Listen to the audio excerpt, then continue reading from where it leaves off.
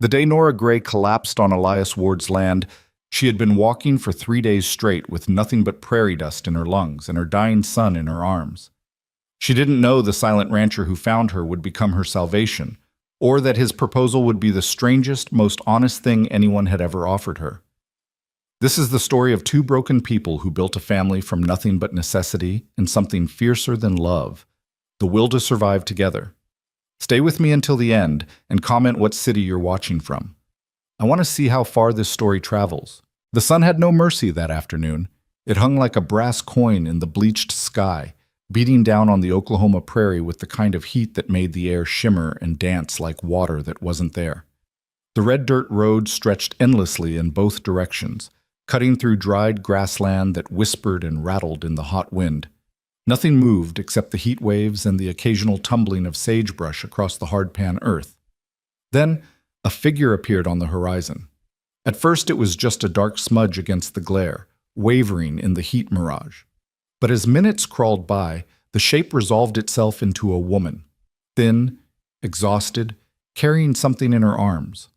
Her dress, once perhaps a respectable calico blue, was now gray with road dust and stained with sweat. Her dark hair had come loose from its pins and hung in tangled ropes down her back. But it was her walk that told the real story. The stumbling, determined shuffle of someone who had been moving forward only because stopping meant death. Nora Gray had been walking for 3 days. 3 days since the boarding house in Tulsa had thrown her out for lack of payment. 3 days since she'd spent her last nickel on a piece of bread she'd softened with water and fed to her son in tiny portions. 3 days since she'd slept anywhere but the side of the road, curled around her boy to keep the night chill off him. Her arms ached with the weight of him. Tommy was 4 years old and small for his age. Hunger had seen to that. But even a small child becomes heavy after miles of carrying. His head lolled against her shoulder, his breathing shallow and hot. Fever. He'd been burning up since yesterday evening, and Nora had no medicine, no money, no way to help him except to keep walking towards something, anything that might offer shelter. "Mama," Tommy whimpered against her neck. His voice was barely a whisper. "Mama, I'm thirsty." "I know, baby, I know." Nora's own voice cracked. Her lips were split and bleeding, her throat so dry that swallowing felt like dragging sandpaper down her gullet. Just a little further, just a little more. It was a lie, and she knew it. She had no idea where she was or where she was going. The people in the last town, what was it called? She couldn't remember, had made it clear that a widow woman with a fatherless child wasn't welcome. The shopkeeper had refused her when she'd tried to trade her wedding ring for food. "That thing ain't worth $1, he'd sneered, "and we don't give charity to women of your kind." Your kind. As if widowhood were a moral failing. As if losing James to the influenza made her somehow less than human. Nora's vision blurred, and for a moment she wasn't sure if it was tears or the heat playing tricks. She blinked hard, forcing herself to focus. Ahead, the road curved slightly, and beyond it, was that a structure? Or just another cruel mirage? She squinted, barely daring to hope. Buildings. Real buildings, not phantoms conjured by her desperate mind. A house, a barn, corrals, the dark shapes of cattle in a distant pasture. A ranch. "Tommy," she breathed. "Tommy, baby, look. There's a place, someone who might help us." The boy stirred weakly but didn't lift his head. His small body was furnace hot against hers, and terror seized Nora's heart in a cold fist. He was getting worse. If she didn't find help soon, she wouldn't finish that thought, couldn't. Nora forced her legs to move faster, though they trembled with exhaustion and threatened to buckle with each step. The ranch grew larger as she approached, and she could make out more details now. A solid 2-story house with a wraparound porch, painted white but weathered by years of prairie sun and wind. The barn was enormous, red paint fading to rust in patches. Split rail fences marked out paddocks where a few horses stood motionless in the shade. Everything looked well maintained but somehow empty, as if the place were holding its breath. There were no people visible anywhere. Nora reached the gate, a simple wooden affair hanging between 2 posts, and stood there swaying, gathering what little remained of her strength. Her pride, the last thing she had left besides her son, warred with her desperation. She had never begged in her life, never asked for charity. James had always provided, and after he died, she'd worked her fingers raw, taking in washing, mending, anything to keep them fed and housed. But now there was nothing left. No pride, no options, no time. She pushed through the gate. The ranch yard was packed earth, swept clean. A water pump stood near the house, and the sight of it made Nora's throat constrict with desperate thirst. But she forced herself past it, climbing the 3 steps to the porch with legs that barely obeyed her. She raised one shaking hand and knocked on the door.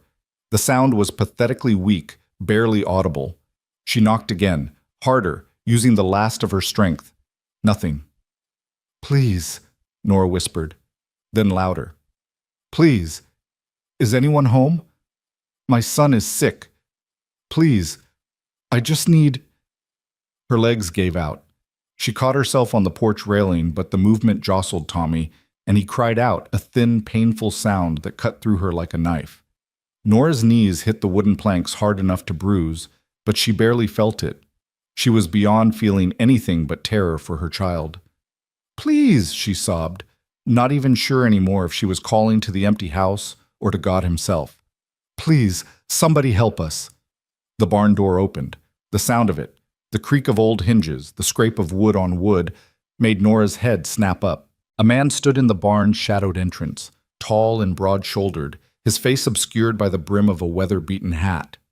For a long moment he didn't move, and Nora had the irrational thought that perhaps he wasn't real, that desperation had finally broken her mind and conjured help where none existed. Then he stepped forward into the sunlight, and she saw him clearly. He was perhaps 40, with the weathered, sun-darkened skin of a man who'd spent his life outdoors. His face was all hard angles, sharp cheekbones, a strong jaw shadowed with stubble, a straight nose that looked like it had been broken once and healed slightly crooked. But it was his eyes that struck her, dark and watchful, holding an expression she couldn't quite read. Not hostile, but not welcoming either. Guarded, she thought, like a man who'd learned not to trust easily. Elias Ward had been mending tack in the barn when he heard the knocking. At first he'd ignored it, probably another traveling salesman or missionary trying to sell him something he didn't need or save a soul he'd long since written off as lost. He'd let them knock and give up, same as always. But then he heard the woman's voice, the desperation in it, the plea for help. And then he heard her fall. His hands had stilled on the bridle he was working, his jaw tightening. Every instinct told him to stay where he was, to not get involved. He'd learned that lesson the hard way. Caring about people only led to pain when you inevitably lost them. Better to stay alone, to need nothing and no one, to let the world roll by without touching him. But the woman's sobs carried across the yard, raw and broken, and beneath them, the thin cry of a child. A child. Elias's chest constricted. His eyes moved unbidden to the corner of the barn where a small wooden cradle sat, draped with canvas to keep the dust off. He hadn't looked at it in 5 years, hadn't touched it, hadn't been able to make himself throw it away, or burn it, or do anything with it except hide it and pretend it didn't exist. The child cried again. Before he'd made a conscious decision, Elias was moving. He set down the bridle with careful precision, as if maintaining that small amount of order could keep the chaos at bay, and walked to the barn door. He pulled it open and stepped out into the brutal afternoon heat. The woman was on his porch, on her knees, clutching a small boy against her chest. Even from this distance, Elias could see she was at the end of her rope, gaunt, sunburned, swaying even while kneeling. The boy in her arms looked worse, limp and fever-flushed.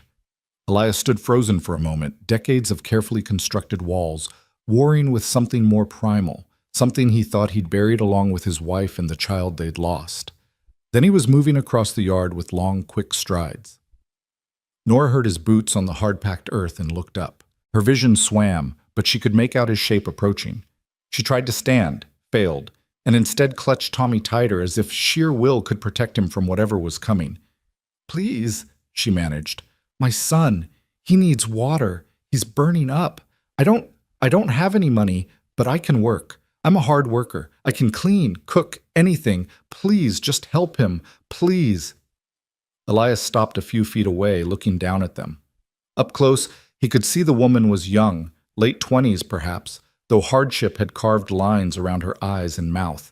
Her dress was threadbare, her shoes held together with string.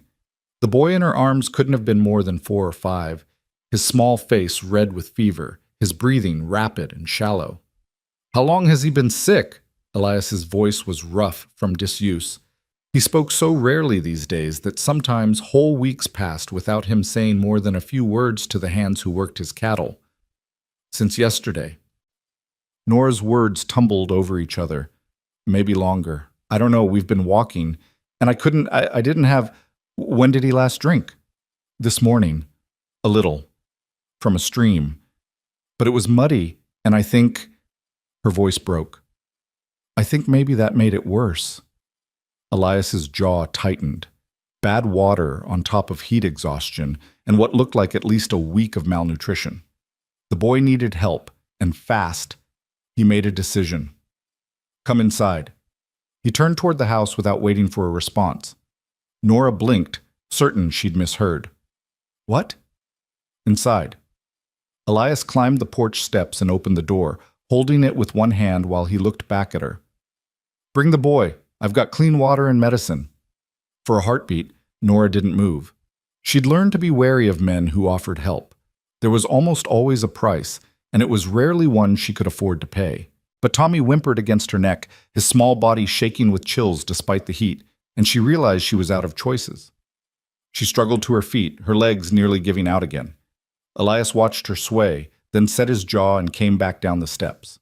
Without a word, he bent and scooped Tommy out of her arms with surprising gentleness for such a large man. "Wait!" Nora's maternal instinct flared despite her exhaustion. "What are you... Your boy needs water and medicine, and you're about to collapse. Unless you want both of you dead on my porch, move." His tone was brusque, but not unkind. Tommy didn't even stir at the transfer, his small body limp in Elias's arms. That more than anything convinced Nora to follow the stranger into his house. The interior was dim and blessedly cool after the inferno outside. Nora had a vague impression of simple furniture, everything clean but Spartan, before Elias was moving through the front room toward what looked like a kitchen. He shouldered through a door, and Nora followed on shaking legs. The kitchen was large, dominated by a cast-iron stove and a sturdy table. Elias laid Tommy on the table with careful precision, then moved to a pump at the sink. He worked the handle, and after a few creaking protests, clear water gushed forth. He filled a tin cup and brought it back to the table. "Hold his head," he instructed Nora. She obeyed, cradling Tommy's skull gently while Elias brought the cup to the boy's cracked lips. Water dribbled into his mouth, and for a terrible moment, Tommy didn't respond. Then his throat worked in a weak swallow, and he made a small sound, almost a whimper of relief. "That's it," Elias murmured, his voice dropping to something softer. "Easy now, not too fast." He let the boy drink in small sips, patient and unhurried. Nora watched his hands, large, calloused, scarred from years of ranch work, handle her son with unexpected tenderness.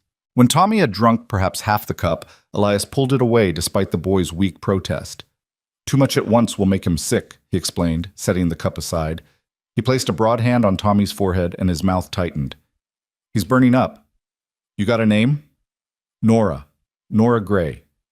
And this is Thomas." "Tommy." Her voice shook. Will he... Fever's high, but I've seen worse."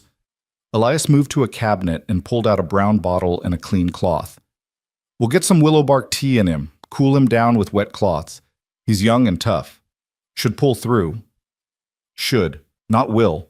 But it was more hope than Nora had allowed herself in days, and she clung to it like a lifeline. Elias worked with quiet efficiency, steeping the willow bark in hot water, then cooling it enough for the boy to drink. He got several spoonfuls down Tommy's throat, then soaked the cloth in cool water and laid it across the child's forehead. All the while he said little, his face set in grim concentration. Nora swayed on her feet, watching. The relief of being out of the sun, of seeing her son finally getting care, made the adrenaline that had been keeping her upright drain away all at once. The room tilted. "Sit." Elias's hand closed around her elbow, steadying her. He guided her to a chair with the same careful handling he'd shown Tommy. "When did you last eat?" Yesterday? No, the day before.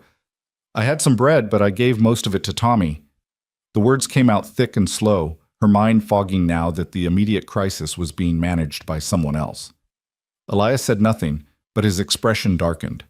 He moved to the stove, where a pot sat with what smelled like beef stew. He ladled out a bowl, set it in front of her with a spoon, and simply said, "Eat." Pride flickered weakly in Nora's chest. "I can't. I don't have money to pay you. Not now, but I meant what I said. I can work. I'm strong, and I'm good with eat first, talk after." Elias's tone brooked no argument. Nora looked down at the bowl. The stew was thick with vegetables and chunks of beef, and the smell of it made her stomach clench with desperate hunger. Her hand shook as she picked up the spoon. The first bite was transcendent. She barely tasted it before swallowing, then took another and another. Some distant part of her knew she should eat slowly, that her empty stomach might rebel, but she couldn't stop. She was halfway through the bowl before she realized she was crying, tears dripping silently into the stew. Elias had turned away, ostensibly to check on Tommy again, but really to give the woman some privacy for her breakdown. He refreshed the cloth on the boy's forehead, checked his breathing, and tried to ignore the sound of quiet weeping behind him. He didn't like this. Didn't like having people in his house, disrupting the careful emptiness he'd cultivated. Didn't like the way the boy's small face reminded him of things he'd worked years to forget. Didn't like the protective instinct that had surged through him when he'd seen them collapsed on his porch. But he couldn't turn them away. Whatever his failings, and Lord knew he had plenty, Elias Ward had never been the kind of man who could ignore someone in need, even if it would be easier, even if it would hurt less. Behind him, Nora's crying subsided to hiccuping breaths. "I'm sorry," she whispered. "I'm so sorry. I don't normally—" "Finish eating," Elias said, still not turning around. "Then you can tell me how you ended up on my land half dead with a sick child." It wasn't a question, but it wasn't cruel either. Just a statement of fact, delivered in that same flat, emotionless tone he seemed to use for everything. Nora finished the stew, scraping the bowl clean with shaking hands. The food sat heavy and warm in her stomach, making her realize just how close to the edge she'd been. Another day, maybe two, and she would have collapsed for real, and Tommy would have... She couldn't finish that thought. "Thank you," she said quietly. Words aren't enough, but thank you." Elias finally turned back to her. His dark eyes studied her for a long moment, taking in her gaunt face, her worn-down appearance, the desperate gratitude written in every line of her body. Then he nodded once, sharp and brief. "Your boy will sleep for a while. The willow bark will help the fever come down, but he needs rest and more water when he wakes. You look like you could use the same." "I can sleep in the barn," Nora said quickly. "I don't want to impose, and I meant what I said about working. Just tell me what needs doing, and There's a spare room upstairs, take it." Elias moved toward the kitchen door, clearly ending the conversation. "We'll talk about work and payment when you're both recovered. For now, just rest." "But Mrs. Gray?"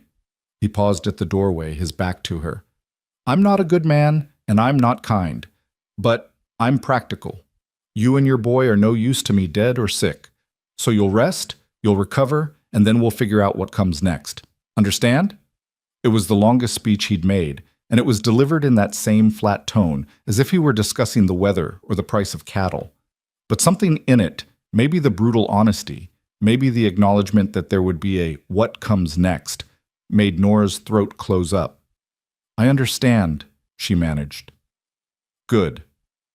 Elias walked out, his boots heavy on the wooden floor. Nora sat alone in the kitchen with her sleeping son on the table beside her, and for the first time in months, maybe years, allowed herself to believe that maybe, just maybe, they might survive after all.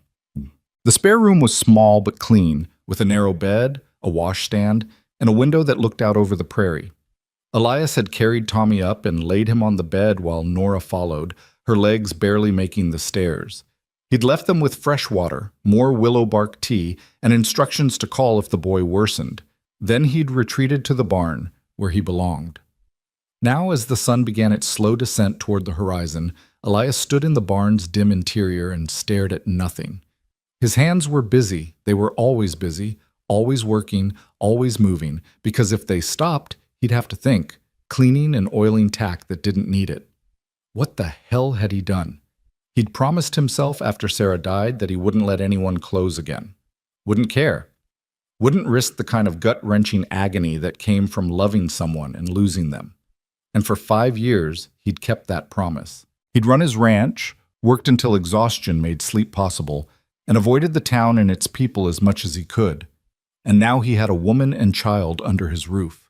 A woman with haunted eyes and a desperation that reminded him too much of Sarah in those final days, when the fever took her and there was nothing he could do but watch her slip away. A boy with his son's coloring, burning with fever just like... No. Elias shut that thought down hard. Tommy wasn't his son, would never be his son. The boy was just a stranger's child who happened to get sick at the wrong time, and Nora Gray was just a woman who needed help. He'd give them a few days to recover, maybe offer her some work to earn supplies and money for wherever she was headed next, and then they'd be gone. That was the plan. Simple, practical, safe. So why did his chest feel tight every time he thought about them leaving? Fool, Elias muttered to himself, attacking a stirrup with the oil rag harder than necessary. Damn fool. Upstairs in the house, Nora sat beside Tommy's bed and watched her son sleep.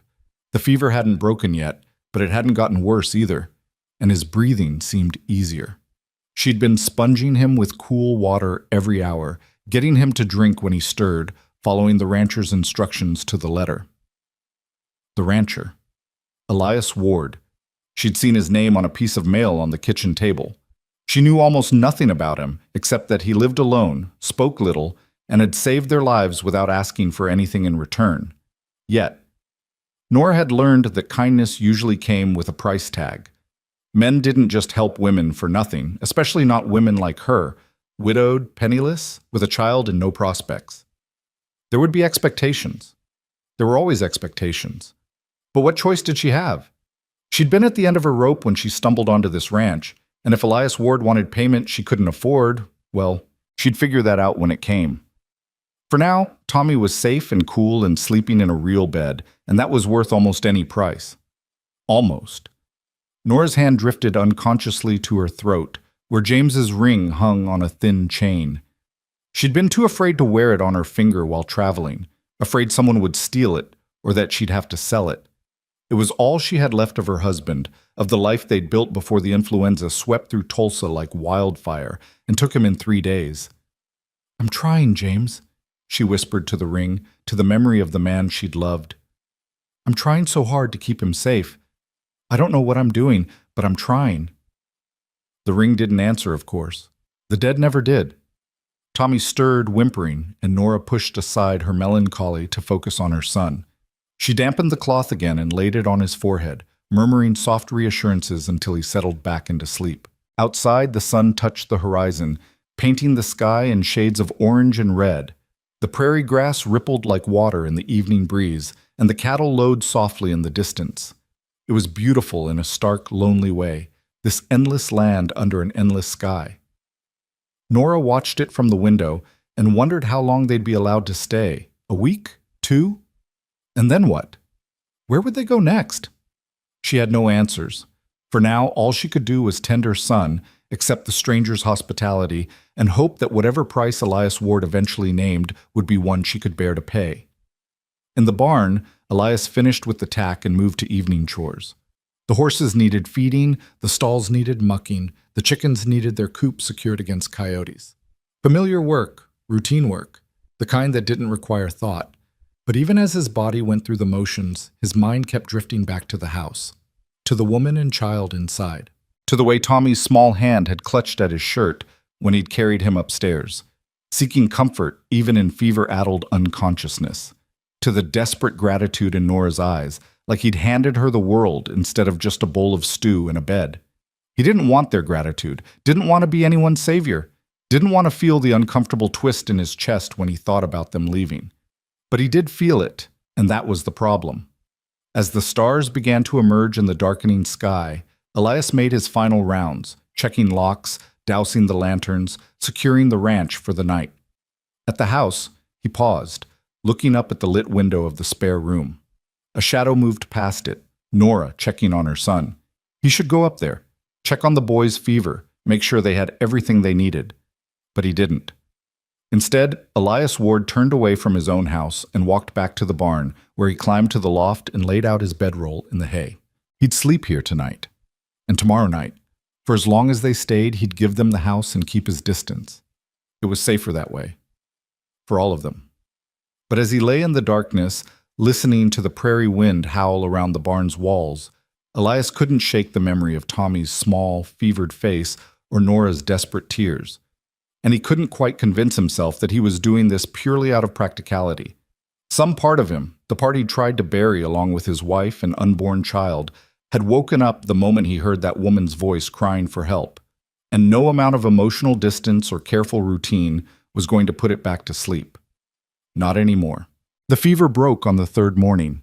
Nora woke to find Tommy's forehead cool to the touch, his breathing deep and even, his small body finally relaxed instead of rigid with chills. She sat on the edge of the bed and wept silently, her whole body shaking with relief so profound it hurt. For 3 days she'd barely slept, hovering over her son, sponging him with cool water, coaxing sips of willow bark tea between his cracked lips, terrified that each breath might be his last. But he'd survived. They both had. Through it all, the rancher had appeared like clockwork, morning, noon, and evening, bringing fresh water, more medicine, simple meals that Nora forced herself to eat because she knew Tommy needed her strong. Elias never lingered, never made conversation beyond terse questions about the boy's condition. He'd check Tommy's fever with a broad hand to the forehead, nod at whatever Nora reported, and leave again, his boots heavy on the stairs. He hadn't asked her story, hadn't pressed her about payment or how long she planned to stay, hadn't made any demands at all. It was unsettling. Now, with Tommy sleeping peacefully for the first time in days, Nora allowed herself to really look at the room she'd been occupying. Simple furniture, clean but worn. A faded quilt on the bed, patched in places but carefully mended. The walls were bare except for a single framed photograph on the dresser. She hadn't noticed it before, too consumed with caring for Tommy. She stood on shaky legs and crossed to examine it. The photograph showed a young woman, perhaps 20, with soft features and kind eyes. She wore a high-necked dress and held flowers, smiling at something beyond the camera's frame. Written in faded ink at the bottom, Sarah, 1895. Nora's fingers traced the frame's edge. A wife then, or had been. The past tense was written in the dust that had settled over the glass, in the way the photo faced slightly away from the room, as if someone had turned it and never turned it back. "Where did you go?" Nora whispered to the woman's image. "And why did you leave him so alone?" Downstairs, a door opened and closed. Heavy footsteps crossed the front room. Nora quickly stepped away from the photograph, feeling like she'd been caught snooping. She smoothed her dress, still her only dress, now washed in the basin and dried overnight, and tried to compose herself. She needed to go down, to thank Elias properly, to discuss what came next. The anxiety that had been held at bay by Tommy's illness now rushed back full force. She had no money, no prospects, nowhere to go. And she'd been living in this man's house for 3 days, eating his food, using his medicine. The debt was mounting, and eventually it would have to be paid. Nora checked Tommy one more time, still sleeping peacefully, then made her way downstairs on legs that trembled from more than just exhaustion. Elias stood at the kitchen stove, his back to her, stirring something in a pot. He'd removed his hat, revealing dark hair threaded with gray at the temples. His shoulders were rigid, his movements precise and controlled, as if he were holding himself together through sheer force of will. "Mr. Ward?" Nora's voice came out smaller than she'd intended. He turned, and for just a moment, something flickered across his face, surprise maybe, or something softer, before his expression closed down into that now familiar guarded neutrality. "The boy?" he asked. "Better.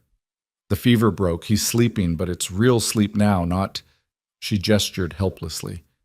"He's going to be all right, thanks to you." Elias nodded once and turned back to the stove. "Good. He'll need food when he wakes. Broth first, then we'll see if he can handle solids. Mr. Ward, Nora clasped her hands together to stop their shaking. "I need to talk to you about payment, about what I owe you. I meant what I said about working. I'm strong, and I'm a hard worker. I can clean, cook, tend animals, whatever you need. And I won't ask for wages, just room and board until the debt is settled. I know it might take a while, but I promise I'll— Mrs. Gray. Elias's voice cut through her nervous rambling. He still didn't turn around. When did your husband die? The question caught her off guard. What? Your husband. You wear a widow's dress and you've got a ring on a chain around your neck. When did he die? Nora's hand flew to her throat, to the ring hidden beneath her collar. 7 months ago. The influenza. And you've been on your own since then? You and the boy? Yes. No family? No one to take you in? James was an orphan. His parents died when he was young, and my family— Her voice hardened. My father made it clear I wasn't welcome after I married James. Said I was choosing poverty over sense. I haven't spoken to him in 5 years. Elias was quiet for a long moment. The only sound was the gentle bubbling of whatever he was cooking and the morning breeze through the open window. How'd you end up here? He finally asked. Nora swallowed hard. She didn't want to tell this story, didn't want to relive the humiliation and desperation of the past months.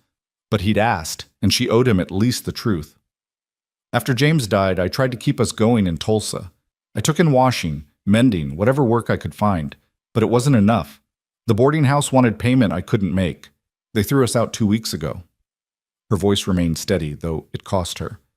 I thought maybe we could get to my cousin in Kansas. She married well. I thought maybe she'd help. But the towns along the way, people don't trust a woman alone with a child. They think— She couldn't finish. They think you're a whore, Elias said bluntly. That the boy's a bastard, and you're looking for a man to take advantage of.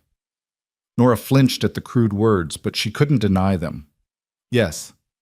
And you walked. For how long? 2 weeks, maybe more. I lost track. Jesus. The word was barely a breath.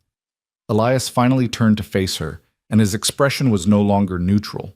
Something burned in his dark eyes, anger, but not at her. You walked for 2 weeks across Oklahoma in August with a 4-year-old child. No money, no food. And not one person helped you? Some did. A farmer's wife gave us bread. A preacher let us sleep in his church one night. But most— Nora lifted her chin. Most just wanted us gone. We made them uncomfortable. Elias stared at her for a long moment, and Nora forced herself not to look away. Let him see what she was, proud, desperate, determined to survive. Let him make his judgment and name his price, and she'd pay it if she could. You'll work, Elias said finally, but not to pay off a debt. I'll pay you proper wages, same as I'd pay any hand, room and board included, and wages on top. You can save up, and when you've got enough to get wherever you're heading, you'll go. Fair? Nora blinked. She'd expected many things, but not this. I don't understand. Why would you— Because I need the help, Elias interrupted. Place this size doesn't run itself. I've got 3 hands who work the cattle and handle the heavy labor, but the house is a mess and I can't cook worth a damn. You can handle the domestic work, cooking, cleaning, laundry, the vegetable garden that's been dying for lack of attention. And the boy, when he's well, can help with light chores.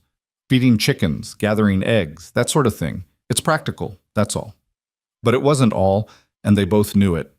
Practical would be sending them on their way with a few supplies and a pointed reminder that he wasn't a charity.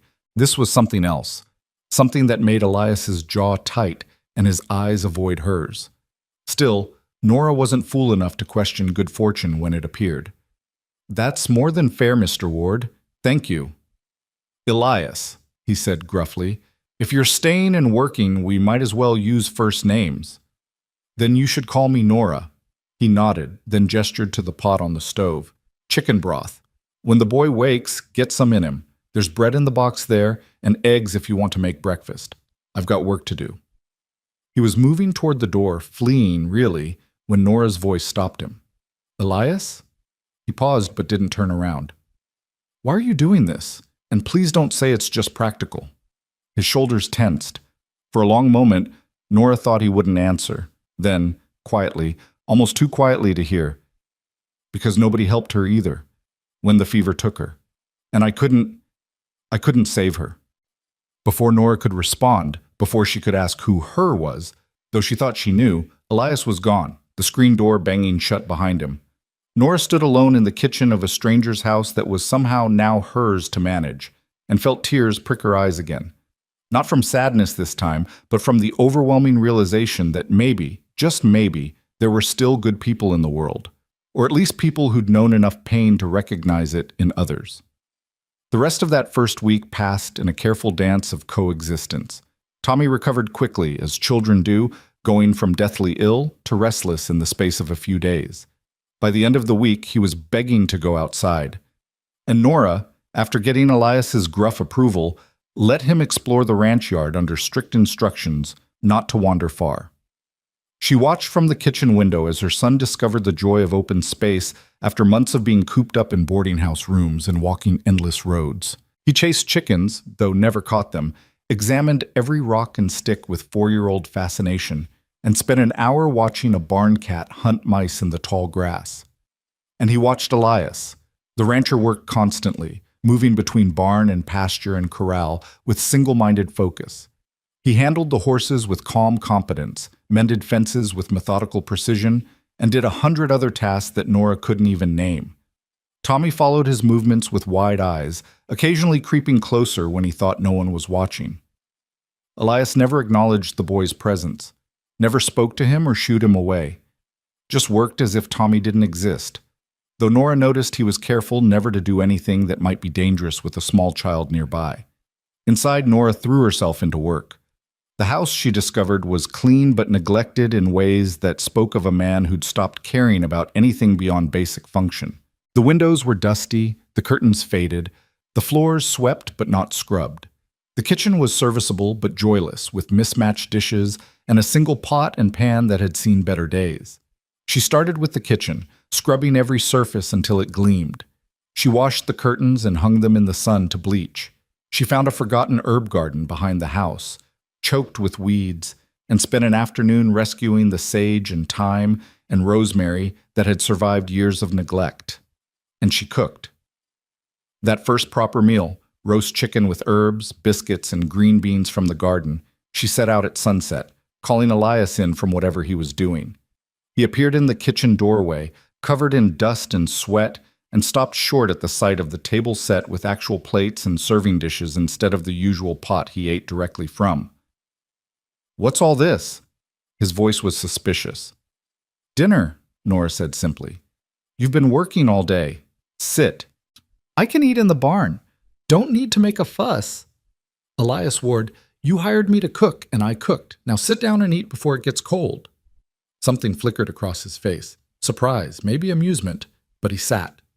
Tommy was already at the table, eyes wide at the feast before him. The boy had eaten nothing but broth and soft bread for days, and the sight of real food made him nearly vibrate with excitement. "Mama, can I have a biscuit? Mama, look how big the chicken is. Mama?" "Tommy, hush and let Mr. Ward say grace." Both males looked at her in surprise. "What?" Tommy asked. Elias cleared his throat. "Haven't said grace in years, Nora." "Well, then it's past time you started." She folded her hands and bowed her head, leaving them no choice but to follow suit. The prayer was simple. Thanks for food, for health, for shelter. When Nora finished, she looked up to find Elias staring at his plate with an unreadable expression. "Something wrong?" she asked. "No, just—" He shook his head. "This looks like something Sarah would have made." It was the first time he'd spoken his wife's name aloud in Nora's presence. The words hung in the air, fragile and aching. "Then I hope I did it justice," Nora said quietly. They ate in silence after that, but it wasn't uncomfortable. Tommy chattered occasionally, and Nora responded, and gradually, Elias's rigid posture eased. By the end of the meal, he'd cleaned his plate twice, and when Nora offered him a third serving, he actually almost smiled. "You weren't lying about being able to cook," he said. "My mother made sure I learned properly, even if she didn't approve of who I married." Nora began clearing the dishes. "There's also pie. Apple, from your root cellar." This time, Elias did smile, small and brief, but real. "Haven't had pie in 5 years." "Then you're overdue." That night, after Tommy was tucked into bed and the kitchen was clean, Nora sat on the porch and watched the stars emerge. The prairie night was vast and alive with sound, crickets, wind, the distant howling of coyotes. It was nothing like Tulsa, nothing like anywhere she'd ever lived, but there was a strange peace to it. The barn door opened and Elias emerged, silhouetted against the lamplight within. He saw her on the porch and paused, clearly debating whether to approach or retreat. Nora made the decision for him. "Nice night." "Yeah." He climbed the porch steps slowly, like a man approaching a skittish horse. "Boy sleeping?" "Out cold. I think the fresh air exhausted him, in a good way." Elias nodded and leaned against the porch railing, his gaze on the dark horizon. They stood in silence for a while, neither quite comfortable but not uncomfortable either. "Can I ask you something?" Nora finally ventured. "Depends what it is." "Why do you sleep in the barn?" Elias's jaw tightened. "How'd you know that?" "I hear you leave after dinner, and the house is empty except for me and Tommy. Doesn't take much to figure out." "It's my barn. I'll sleep where I want." "I'm not criticizing, just wondering why you'd give up your own house." Elias was quiet for so long that Nora thought he wouldn't answer. Then, "Too many ghosts in that house, especially at night. The barn's easier." Nora understood. She'd felt the weight of memory in certain rooms, the sense of absence that was almost a presence. The spare room where she and Tommy slept. It had been meant for a child, she thought. The cradle in the barn confirmed it. A child who'd never been born, or who'd been born but hadn't survived. "I'm sorry," she said softly, "for whatever happened, for whoever you lost. Not your concern. Maybe not, but I'm sorry anyway." Elias pushed off the railing, preparing to retreat again, but then he surprised her by speaking. "Sarah and I were married 3 years. She got pregnant twice. Lost the first at 5 months. The second," his voice went rough. "The second time the baby came early. Lived for 2 days. Sarah held on for another week, but the fever from the birth, doctors couldn't stop it, so I lost them both." Nora's throat closed. "Elias, that was 5 years ago. I'm fine now." The words were clipped, defensive. "Just don't like sleeping in a house that still feels like hers. That's all. The barn suits me fine." He walked away before she could respond, disappearing into the darkness beyond the porch light. Nora sat alone with the weight of his grief, understanding now why he'd helped them, why he'd looked at Tommy's fevered face with such tight-jawed intensity, why he'd given them everything and asked for nothing. He was trying to save them because he hadn't been able to save his own family. Nora closed her eyes and said a prayer, for Elias, for Sarah, for the babies who'd never grown up, and for herself and Tommy, who'd been given an unexpected chance at survival by a man still drowning in old sorrow. The second week brought changes, subtle but real. Tommy began following Elias around the ranch more boldly, his natural child's curiosity overcoming his initial shyness. The rancher didn't encourage it, but he didn't discourage it either. When Tommy asked questions, and 4-year-olds had endless questions, Elias would answer in brief, gruff sentences. "Why are the chickens in a pen?" "Keep the coyotes from eating them." "What's a coyote?" "Wild dog. Mean." "Can I see one?" "No." "Why not?" "Because they're mean, boy. Pay attention." But despite the gruff tone, Nora noticed Elias never sent Tommy away. And once, from the kitchen window, she saw Elias pause in his work to steady Tommy when the boy climbed on a fence rail to get a better look at the horses. Just a hand on the small shoulder, brief and careful, before he moved on. But it was there. The 3 ranch hands appeared midweek, weather-beaten men in their 40s and 50s who worked the cattle in the far pastures and lived in the bunkhouse beyond the barn. They were surprised to find Nora at the house, and even more surprised when Elias introduced her. "Mrs. Gray will be handling the cooking and domestic work. You want meals? You come to the house at mealtimes. Understood?" The men, Hank, Pete, and old Charlie, nodded and murmured their ma'ams with varying degrees of curiosity and approval. Hank, the youngest, had a kind face that crinkled when he smiled at Tommy. Pete was reserved, watching Nora with neutral assessment. Charlie just looked grateful that someone besides Elias would be cooking. "Can't be worse than the boss's attempts," he muttered, and the others chuckled. Elias scowled. "My cooking's fine." "Your cooking's tolerable," Hank corrected, "but I ain't gonna miss it none." That night, Nora cooked for 5 instead of 3, and the men ate with the enthusiasm of people who'd been making do with basic rations for too long. Charlie actually teared up over her cornbread. "Ma'am, you're a blessing," he declared, "a pure blessing." After that, the hands appeared for every meal, and gradually the house felt less empty. There was conversation at the table, work talk mostly, discussion of cattle prices and fence repairs and which pastures needed rotating. Nora listened and learned, piecing together the shape of Elias's operation. He ran about 200 head of cattle, modest by ranch standards, but enough to make a living. The land had been in his family for 2 generations, passed down from his father. He was respected in the area, known as a fair dealer and a hard worker, but also as a man who kept to himself. The hands were loyal, which spoke well of him. Tommy absorbed it all with wide eyes, occasionally piping up with questions that made the men smile, and Elias's mouth twitched toward something almost like amusement. "Mr. Elias, do the cows have names?" "No, boy." "Why not?" "Because there's 200 of them." "I could name them. I'm good at names." "I'm sure you are."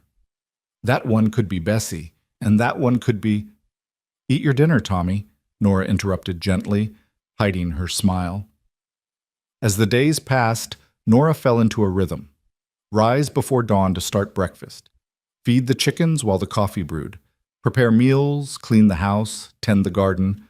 Wash clothes in the big copper basin behind the house and hang them in the sun. Mend work shirts with patches on patches. Bake bread every other day, filling the house with yeast and warmth. It was hard work, but it was honest work. And for the first time since James died, Nora felt useful. Felt like she had a purpose beyond simple survival. And every week, Elias left her wages on the kitchen table. More than fair, calculated down to the penny. Nora saved every cent in a small cloth bag hidden in her room, watching it slowly grow. Her nest egg. Her ticket to somewhere else, eventually. The thought of leaving made her chest tight in a way she didn't want to examine too closely. On the 3rd Sunday, the day the hands took off and rode into town, Elias announced he needed to go to town for supplies. "You and the boy can come if you want," he said gruffly over breakfast. "Might be good for you to see the place, meet people." Nora hesitated. Her experiences with small-town people hadn't been positive lately, but Tommy's eyes lit up with excitement, and she couldn't bear to disappoint him. "All right, thank you." The town, Redemption, population maybe 200, was a collection of wooden buildings along a single main street. A general store, a saloon, a church, a blacksmith, a handful of houses. The kind of place where everyone knew everyone, and strangers were immediately noticed. Elias pulled the wagon up in front of the general store and climbed down, then helped Nora and Tommy descend. Several people on the street had stopped to stare, their expressions ranging from curious to disapproving. "Stay close," Elias murmured, his hand briefly touching Nora's elbow. Not possessive, just protective. Inside the store, a thin woman with sharp eyes and a sharper expression stood behind the counter. Her gaze swept over Nora, taking in her worn dress and the child at her side, and her mouth pursed. "Elias," she said coolly, "been a while." "Mrs. Patterson, need to place an order." Elias handed over a list, his tone flat. The woman read the list, her eyebrows climbing. "This is enough food for more than one person." "That's right." "Heard you had someone staying out at your place." Mrs. Patterson's gaze slid to Nora, calculating and cold. "A woman, with a child. Mrs. Gray is my housekeeper," Elias said, his voice taking on an edge. "She's working for wages, same as my hands. If that's a problem for you, I can take my business to Miller's place in the next town." Mrs. Patterson's expression soured, but she nodded. "No problem at all, just making conversation." But as Nora browsed the store with Tommy, she felt eyes on her back, heard the whispers starting even before they left. "That's her, the widow woman. Showed up out of nowhere, I heard, half dead." "Convenient, isn't it? Man like Elias Ward, all alone, and a pretty woman just happens to need help." "You think he's—" "What else would she be doing there? And that boy, whose is he really?" Nora's face burned, but she kept her head high. She'd endured worse. She could endure this. Elias appeared at her elbow, his expression thunderous. "Got what we need. Let's go." Outside, a small crowd had gathered, women mostly, clustered near the church steps, watching with barely concealed judgment. One of them, an older woman with gray hair and a face like a dried apple, called out, "Elias Ward, you bringing women of ill repute into our town now?" Elias stopped cold. Nora grabbed his arm, feeling the tension coiled in his muscles. "Don't," she whispered. "It'll only make it worse." But Elias shook her off gently and turned to face the women. When he spoke, his voice carried across the street, cold and hard as iron. "Mrs. Crowley, Mrs. Patterson, ladies, Mrs. Gray is a widow who needed work. I hired her. She lives in my house, yes, but under my roof, she and her son are under my protection. If anyone has a problem with that, they can take it up with me directly. But I'd advise against spreading gossip about a woman who's done nothing wrong except survive circumstances beyond her control. We clear?" The women shifted uncomfortably, but Mrs. Crowley wasn't finished. "It's not proper, Elias, a single woman living with a single man. People will talk." "People always talk," Elias said flatly. "Let them. Mrs. Gray is staying. End of discussion." He turned his back on them, a deliberate dismissal, and helped Nora and Tommy into the wagon. As they pulled away, Nora looked back to see the women still clustered together, their mouths moving with furious speculation. "I'm sorry," she said quietly. "I didn't mean to cause you trouble." "You didn't cause anything," Elias replied, his hands tight on the reins. "Small-minded people cause their own trouble. Don't worry about them." But Nora did worry. She worried that the gossip would damage Elias's reputation, make it harder for him to do business. She worried that Tommy would hear the cruel words and understand what they meant. She worried that eventually, Elias would decide they weren't worth the trouble. Tommy, oblivious to the tension, chattered happily about the things he'd seen in town. Elias let the boy's voice fill the silence, not contributing but not stopping him either. When they arrived back at the ranch, Nora climbed down from the wagon and turned to Elias. "Thank you for defending us. You didn't have to do that." "Yeah, I did." His dark eyes met hers, steady and sure. "You're under my roof. That makes you my responsibility. Anyone wants to come at you, they go through me first." Something shifted in Nora's chest at those words. A feeling she couldn't quite name, warm and unsettling and dangerously close to hope. "Still," she said. "Thank you." Elias nodded once, then began unloading supplies, the moment over. But as Nora took Tommy inside and began putting away groceries, she couldn't shake the memory of Elias standing between her and those judgmental women, his voice hard with protective anger. No one had stood up for her in months, not since James died. And even James, as much as she'd loved him, had been gentle and yielding, preferring to avoid conflict rather than confront it. Elias Ward was not gentle, was not yielding. He was granite and resolve, and he'd just made it clear that while Nora was here, she was his to protect. It should have felt presumptuous. Instead, it felt like safety. That night, after Tommy was asleep and the house was quiet, Nora found Elias on the porch again. It was becoming habit, these late evening conversations that weren't quite conversations. Just two people sharing space and silence, sometimes words. "The women in town," Nora said without preamble, "what they're saying about me, about us, it's not going to stop." "Probably not." "It might affect your business, your reputation." "Might." "Elias, I'm serious. If my being here causes you problems—" "Nora." He turned to look at her fully, his expression shadowed in the lamplight.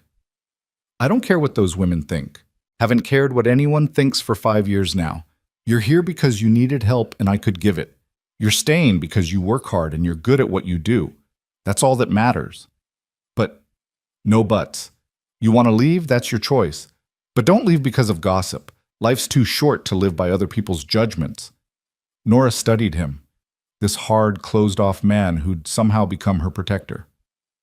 "When did you stop caring what people thought?" "When Sarah died." His voice was matter-of-fact.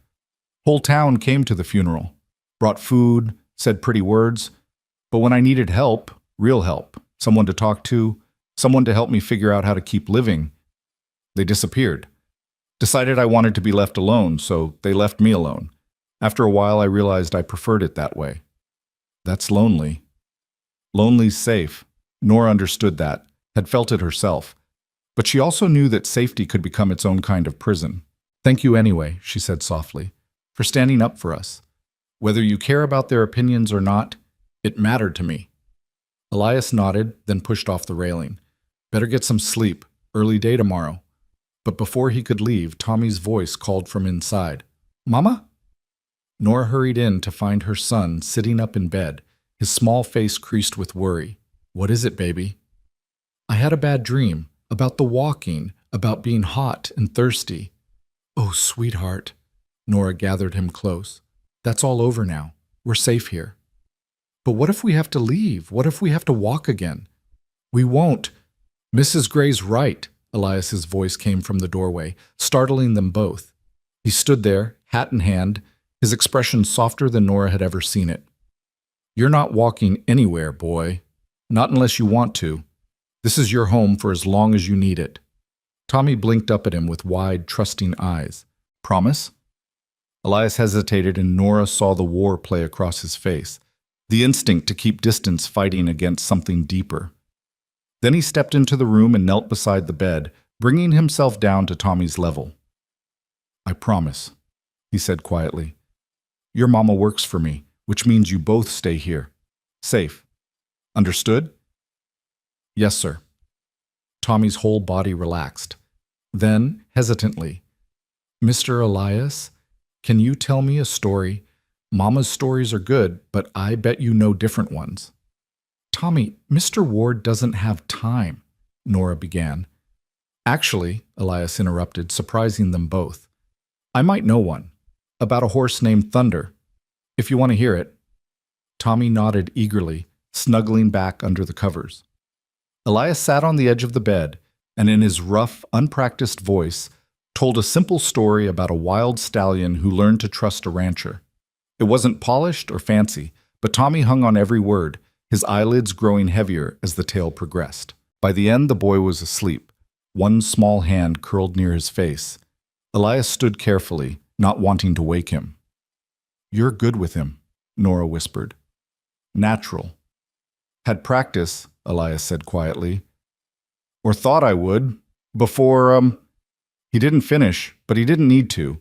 The ghost of the son he'd never gotten to raise hung in the air between them." "He likes you," Nora offered. "Tommy, he feels safe with you." "Kid's too trusting. Or maybe he's a better judge of character than you give him credit for." Elias met her eyes in the dim lamplight, and for a moment something passed between them. Understanding, connection, the beginning of something neither was quite ready to name. Then he cleared his throat and stepped back. "Good night, Nora." "Good night, Elias." He left, his footsteps fading down the stairs and out into the night. Nora sat beside her sleeping son and felt the walls around her heart, walls she'd built after James died, walls designed to protect her from more pain, begin to crack just slightly. This ranch, this strange arrangement, this guarded man who showed kindness through actions instead of words, it was all temporary. She knew that. She was saving money, and eventually she and Tommy would move on to somewhere more permanent, somewhere that was really theirs. But as Nora climbed into her own bed and listened to the prairie wind whisper against the windows, she couldn't help wondering what it would be like if they stayed. If this home, this life, this man could somehow become theirs for real. It was a dangerous thought. But in the darkness, alone with her hopes and fears, Nora let herself think it anyway. Just this once. The dangerous thought became dangerous reality on a Tuesday evening in late September, when everything changed. The day had started ordinarily enough. Nora woke before dawn as usual, started breakfast, watched the sky lighten from black to gray to pale gold. Tommy helped her gather eggs, chattering about the wooden horse Elias had been carving for him in the evenings. Small gestures of connection that the rancher would never acknowledge as affection, but were exactly that. The hands came in for breakfast, hungry and good-natured. Elias ate in his usual silence, but Nora had learned to read the subtle shifts in his posture, the almost imperceptible softening around his eyes when Tommy asked him questions. He was thawing, slowly, like frozen ground under a patient sun. After the men left for their work, Nora tackled the week's baking. 6 loaves of bread, 2 pies, biscuits for the next few days. the kitchen filled with warmth and the yeasty smell of rising dough. Tommy played on the floor with wooden blocks Hank had made for him, building and destroying elaborate structures with 4-year-old enthusiasm. It was peaceful, domestic, almost perfect. Then, around mid-afternoon, a horse appeared on the road. Nora saw it from the kitchen window, a single rider, moving at a deliberate pace. Not the casual approach of a neighbor or the hurried gait of someone with urgent business.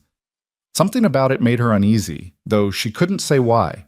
She wiped flour from her hands and stepped onto the porch, shading her eyes against the sun. The rider was a man, she could tell now, wearing city clothes that looked out of place against the prairie backdrop. As he drew closer, something about his build, his posture, sent ice through her veins. No, it couldn't be. But it was. Vincent Gray, James's older brother, rode into the yard with the self-assured bearing of a man who believed the world owed him respect. He was handsome in a sharp, calculated way, dark hair slicked back, expensive suit despite the dust of travel, a smile that never reached his eyes. Nora had met him exactly 3 times. At her wedding, where he'd made it clear he thought James was marrying beneath him, at James's funeral, where he'd offered no comfort but plenty of judgment, and once before that, at a family gathering where his eyes had lingered on her in a way that made her skin crawl. She hadn't seen or heard from him in 7 months, had hoped she never would again. Vincent, Nora's voice came out steady, though her heart hammered against her ribs. What are you doing here?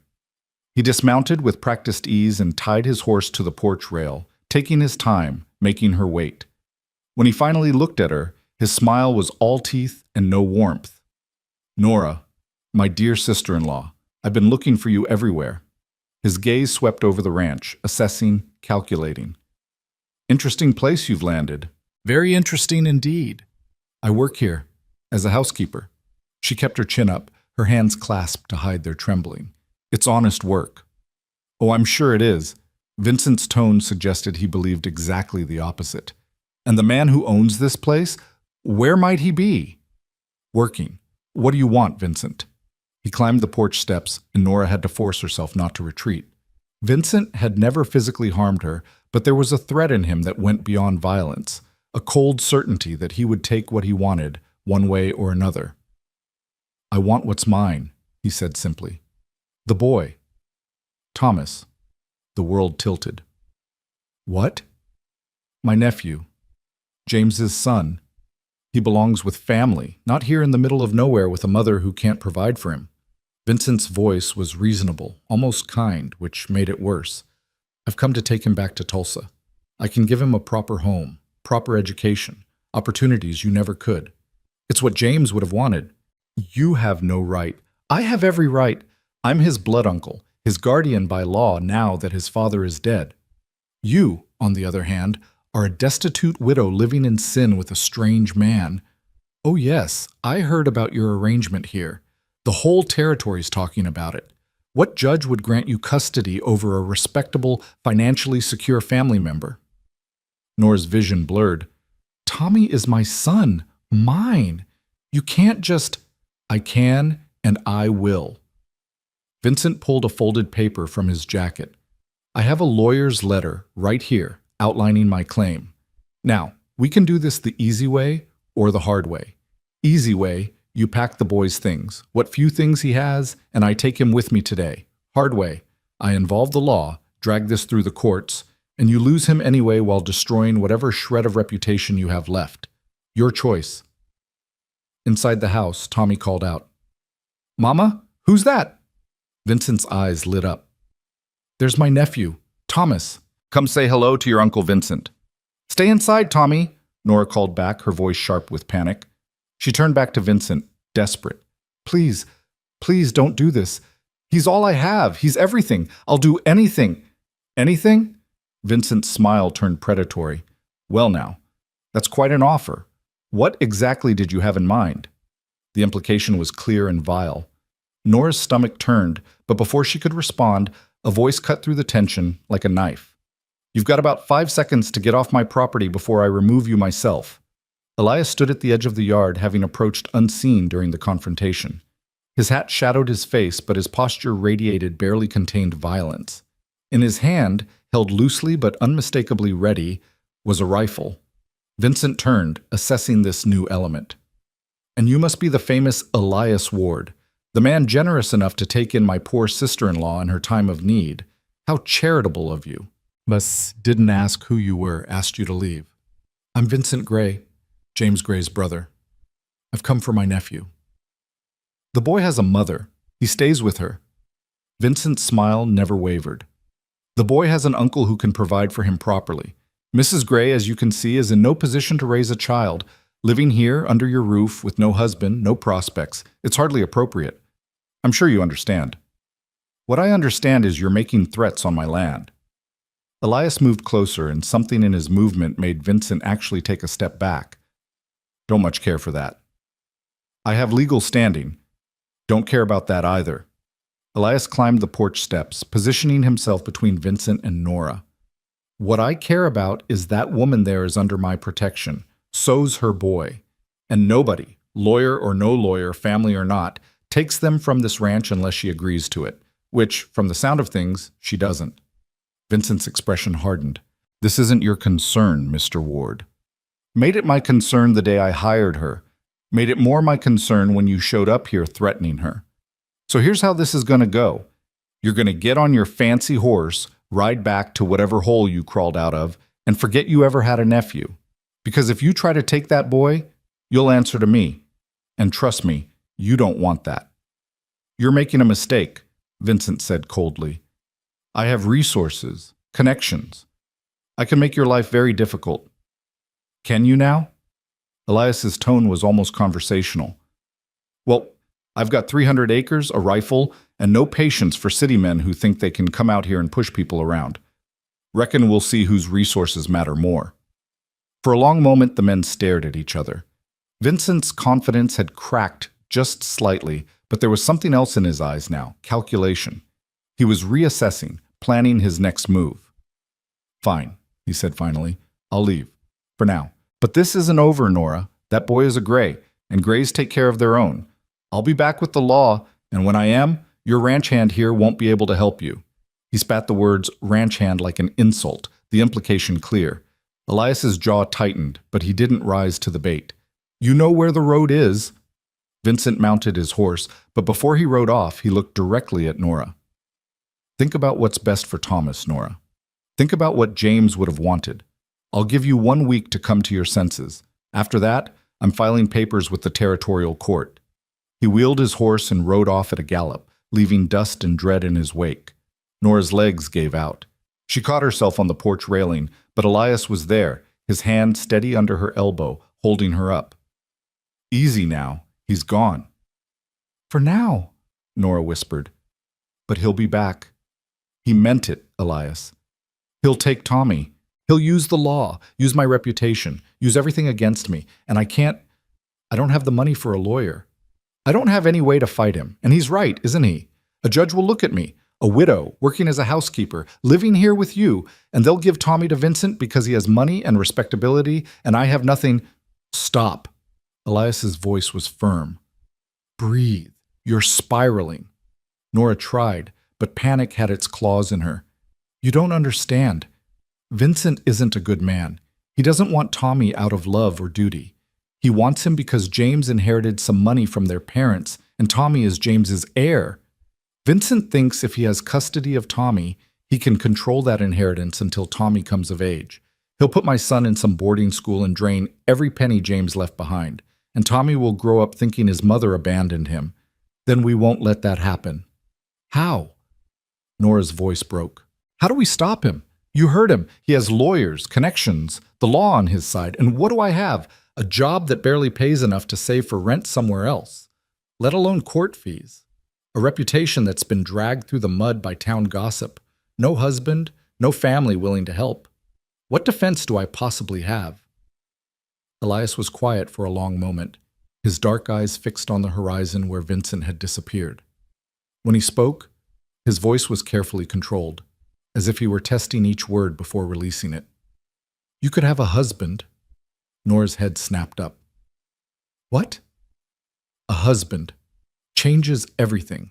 Judge looks at a married couple running a successful ranch versus a bachelor uncle who's never shown interest in the boy until now. Custody goes to the parents. Simple as that. But I'm not married. James is dead, and I'm not. Realization hit her like cold water. Wait, are you suggesting practical solution? Elias interrupted, his tone flat, businesslike. You need a home. I need an heir. We can save each other. The words hung between them, stark and stunning. Nora stared at him, trying to process what he was offering. Marriage, not romance, not love, just a transaction, a business arrangement to solve both their problems. You can't be serious. Completely serious. Elias finally looked at her, and his expression was unreadable. I'm 42 years old, been alone for 5 years, figured I'd stay that way until I died. But the fact is, this ranch needs someone to pass to when I'm gone. Don't have children, won't have children. His voice caught almost imperceptibly on that word. But your boy, he could inherit, could learn the business, take it over eventually, and you'd have security, protection, a legal standing that no city lawyer could challenge. This is insane, Nora whispered. You can't just marry someone as a business transaction. Why not? People do it all the time, and arranged marriages, marriages of convenience. This isn't any different. We both get what we need, and nobody gets hurt. But, Nora's mind raced, but that's not fair to you. You'd be tied to a woman you barely know, taking on responsibility for a child who isn't yours, all to help us fight Vincent. Why would you do that? Elias's jaw worked, and for a moment she thought he wouldn't answer. Then quietly, because I know what it's like to lose a child, and I won't stand by and watch you lose yours. Not if I can prevent it. Tears burned Nora's eyes. Elias, don't. He held up a hand. Don't make it more than it is. This is practical, strategic. You need help, and this is help I can give. That's all. But it wasn't all, and they both knew it. This was a man who'd held himself apart for 5 years, who'd built walls so high nothing could reach him, offering to tear those walls down for people he'd known only a few weeks. It was monumental and terrifying and impossibly generous. I can't ask you to sacrifice yourself for us, Nora said softly. You're not asking. I'm offering. There's a difference. But marriage it's permanent. If you're doing this just to help me, you'd be trapped. Nora. Elias's voice was gentle for the first time since she'd known him. I've been trapped in grief for 5 years. This isn't trap. This is purpose. Something to build instead of something to mourn. If you can live with that, then we have a deal. Inside the house, Tommy called again, his voice tinged with worry. Mama, is everything okay? Nora looked toward the door, toward her son, the center of her universe, then back to Elias, this hard, broken man who was offering her salvation in the most unexpected way possible. I need to think about this, she said finally. It's not a decision I can make in 5 minutes.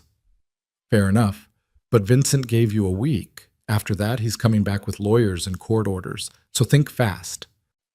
He walked away back toward the barn, leaving Nora alone with the weight of an impossible choice. The next 3 days were agony. Nora moved through her tasks in a daze, her mind spinning with possibilities and consequences. Marriage to Elias would solve the immediate problem. Vincent couldn't claim Tommy if she had a husband, especially not one with Elias's standing in the community. The ranch hands respected him. He owned his land outright. He was exactly the kind of stable, respectable man a judge would favor. But marriage wasn't just a piece of paper. It was a lifetime commitment, and Nora had already lived that once with James. The difference was, she'd loved James, had chosen him freely, had built a life with him based on affection and partnership and hope for the future. What Elias was offering wasn't that. It was protection and practicality, security without sentiment. Could she live like that? Could she share a home, a life, a name with a man she didn't love and who didn't love her? More importantly, was it fair to Elias? He'd already lost so much. Did he really understand what he was offering to give up? The possibility of finding real love again, of having a family that was truly his? The questions haunted her through bread making and clothes washing and all the mundane tasks that suddenly felt weighted with significance. Every time she saw Elias, at meals, passing in the yard, Once, when Tommy dragged him over to see a particularly interesting caterpillar, she searched his face for doubt, for second thoughts. But his expression remained closed, unreadable, giving nothing away. On the third night, Nora found Hank alone in the barn, mending a broken harness by lantern light. The old cowhand looked up when she entered, his weathered face crinkling into a smile. "Evening, ma'am. Something I can do for you?" "Actually, I was hoping to ask you something about Elias." Hank's smile faded into something more cautious. "What about him? Has he always been so closed off, so alone?" The old man was quiet for a moment, working leather through his calloused hands. Then, "Not always, no. When Miss Sarah was alive, he was different. Not exactly cheerful, mind you. Elias was always on the serious side, but he'd smile. Laugh, even. Had plans for the ranch, for their future together. Then she died, and the baby with her, and it's like something in him just shut down. Been 5 years, and he still sleeps out here instead of in the house. Still keeps her picture on the dresser but doesn't look at it. Still sets aside money in an account he won't touch because it was supposed to be for the child's education." Nora's throat tightened. "He told me about what happened." "Did he now?" Hank looked surprised. "That's something. Boss doesn't talk about it. Not to anyone. Fact that he told you means he trusts you, ma'am. That's rare." "Hank, if someone wanted to help him, to give him a reason to live beyond just existing, do you think he'd accept it, or would he push them away?" The old cowhand studied her for a long moment, his eyes knowing. "Depends on how it was offered, I reckon. Elias don't like charity, don't like people feeling sorry for him. But if it was practical, mutually beneficial, something that served a purpose beyond just making him feel better, then yeah, I think he might accept it. Might even welcome it, down deep, though he'd never say so. Even if it meant letting someone close again, risking getting hurt? Ma'am, begging your pardon, but a man like Elias, he's already about as hurt as a person can get. Question isn't whether he'll risk getting hurt. Question is whether he's willing to risk feeling alive again." Nora left the barn with more to think about than ever. But Hank's words stayed with her, willing to risk feeling alive again. Was that what she'd be offering Elias? Not just a solution to her problem, but a chance for him to step back into the world of the living? And what about her own heart? Could she marry for practicality and protection, knowing she might never feel for Elias what she'd felt for James? Or worse, could she handle it if she did develop feelings for a man who'd made it clear this was purely transactional? On the fourth day, Tommy solved the dilemma in the way only a child could, with perfect, innocent clarity. He'd been following Elias around all morning, helping with chores in the way 4-year-olds help, which mostly meant getting in the way and asking constant questions. But Elias tolerated it with what Nora now recognized as his version of patience. At lunch, Tommy climbed into the chair next to Elias instead of his usual spot beside Nora. "Mr. Elias, can I ask you something?" "Suppose so." "Are you going to be my pa now?"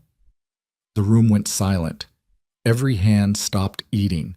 Nora froze with a spoonful of soup halfway to her mouth. Elias stared at the boy with something like panic in his eyes. "What makes you think that, son?" "'Cause you take care of us. And you live here with us. And you carved me a horse. And you told me a story when I had bad dreams. That's what pasts do, right? So I thought maybe you were going to be mine." Nora found her voice. "Tommy, sweetheart, Mr. Ward is just being kind. He's not—" "Would you want that?" Elias interrupted, his eyes still locked on Tommy's face. "A pa like me?" Tommy nodded vigorously. "You're strong, and you know everything about horses and cows, and you don't get mad when I ask questions, and you make Mama smile sometimes even though she tries to hide it. So yeah, I'd like that lots." Elias's expression cracked, just for a moment, showing something raw and aching underneath. Then he composed himself and looked across the table at Nora. "Reckon that settles it then," he said quietly. "If you'll have me."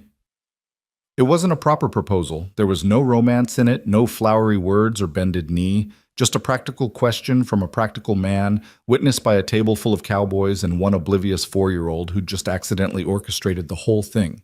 But somehow, it was perfect. "Yes," Nora heard herself say. "Yes, I'll marry you." Tommy cheered. The hands broke into startled grins and congratulations, and Elias just nodded once, sharp and final, as if they'd just agreed on a livestock purchase rather than a lifetime commitment. "I'll ride to town this afternoon," he said. "Talk to Pastor Reynolds about a ceremony. Sooner we make it legal, sooner Vincent's claim loses standing. That work for you?" "That works fine," Nora managed, her heart pounding so hard she could barely hear herself think. "Good. Then it's settled." He stood, placed his hat back on his head, and walked out, leaving Nora alone with her decision and the sudden, terrifying realization that in less than a week, she'd be Mrs. Elias Ward. Not out of love, out of necessity. But as Tommy climbed into her lap and hugged her tight, whispering, "We get to stay, Mama. We really get to stay," Nora thought that maybe necessity was enough. Maybe love could come later, or never, and they'd still be okay. She had to believe that, because she'd just agreed to marry a man who still loved a ghost, and there was no going back now. That evening, after the hands had left and Tommy was in bed, Elias called Nora out to the porch. He held something in his hands, a small box worn with age. "This was my mother's," he said without preamble, opening it to reveal a simple gold band with a small garnet stone. "She gave it to Sarah. After Sarah died, I put it away. Figured I'd never need it again." He held it out to Nora. "It's yours now, if you want it." Nora stared at the ring, her throat tight. "Elias, I can't take Sarah's ring. It wouldn't be right." "Sarah's gone. You're here. And we need this to look real if we're going to convince a judge Vincent has no claim. So take it. Make it yours." Slowly, Nora reached out and accepted the box. The ring was beautiful in its simplicity, the garnet catching the lamplight like a drop of blood. "Thank you," she whispered. "Pastor Reynolds will do the ceremony day after tomorrow," Elias continued, his tone businesslike. "I told him it was sudden, but he's known me long enough not to ask questions. We'll need a witness. I'll ask Miss Maybelle from the neighboring farm. She's discreet." "Day after tomorrow," Nora repeated, letting the reality sink in. "That's fast. Vincent gave us a week. Better to be ahead of schedule than behind." "Right. Of course." Nora turned the ring box over in her hands. "Elias, I need to know, what happens after? After we're married, what does that look like? Do you expect, will we—" She couldn't finish, couldn't make herself ask about the intimate realities of marriage to a man she barely knew, but Elias understood. "This is a marriage on paper, Nora, for protection and practicality. I'm not expecting anything beyond that. You'll keep your room, I'll keep the barn, we'll live like we've been living, just with legal standing. That clear enough?" Relief and something that might have been disappointment warred in Nora's chest. "Very clear, thank you." "Don't thank me. This helps me as much as you. Boy needs a father, ranch needs an heir. We're solving problems, that's all." But it wasn't all, no matter how many times he said it. No man married a virtual stranger just to solve problems. There was something more driving Elias's offer, something he wouldn't or couldn't articulate. Nora could see it in the way he looked at Tommy, the way his expression softened when he thought no one was watching, the way he'd stepped between her and Vincent without a moment's hesitation. He cared. He just didn't know how to admit it. "Still," Nora said softly, "thank you for caring enough to do this, even if you won't call it that." Elias's jaw tightened, but he didn't deny it. Didn't confirm it either, just nodded and walked away, leaving Nora alone with a dead woman's ring and the weight of a marriage built on everything but love. The day of the wedding dawned gray and cool, autumn asserting itself after weeks of lingering summer heat. Nora woke early, her stomach in knots, and dressed in her only good dress, a simple gray cotton that had seen better days but was at least clean and mended. She looked at herself in the small mirror above the washstand and barely recognized the woman staring back. When she'd married James, she'd been 19 and full of dreams, wearing a white dress her mother had sewn, her hair arranged with real orange blossoms. She'd believed in fairy tales then, in happily ever after, in love conquering all. Now she was 27 and worn down by life, wearing faded gray, about to marry a man who'd made it clear he expected nothing from her beyond her presence. No fairy tale, no happily ever after, just survival, dressed up in legal paperwork. "Mama!" Tommy appeared in the doorway, already dressed in the new clothes Elias had bought him, proper trousers and a button-up shirt. You look pretty. Thank you, baby. Nora forced a smile. You look very handsome. Are you scared? The question caught her off guard. What makes you think I'm scared? You're making that face, the one you made when we were walking and you didn't know where we were going, but you pretended you did. Nora's smile became real despite herself. Her son, so observant, so wise beyond his years. She knelt down and pulled him into a hug. Maybe a little scared, she admitted, but it's going to be okay. Mr. Ward is a good man, and this means we get to stay here, safe, together. That's what matters. And he'll be my pa for real? Yes, for real. Good. Tommy hugged her tighter. 'Cause I like him. He's quiet, but he listens when I talk. And he doesn't get angry like Uncle Vincent does. The mention of Vincent sent a chill through Nora. They were doing this because of him, because of the threat he represented. In a way, Vincent had forced this marriage as surely as if he'd held a gun to their heads. But Nora pushed the thought away. This was her choice, hers and Elias's. Vincent didn't get to taint it. The ceremony was held in the kitchen, of all places, with Miss Maybelle from the neighboring farm and the 3 ranch hands as witnesses. Pastor Reynolds, a kind-faced man in his 60s, had agreed to perform the service despite the unusual circumstances. Elias stood by the window, dressed in what was clearly his only suit, dark wool, slightly worn at the elbows but clean and pressed. He'd shaved and combed his hair back, and the effort he'd made, small as it was, touched something in Nora's chest. He looked up when she entered, and for just a moment something flickered in his eyes. Surprise, maybe, or appreciation. Then it was gone, locked away behind his usual guardedness. "Ready?" he asked simply. "Ready." They stood side by side in front of Pastor Reynolds, and the old preacher began the familiar words. "Dearly beloved, gathered here, holy matrimony." The phrases washed over Nora like water, surreal and distant. This was happening. She was really doing this.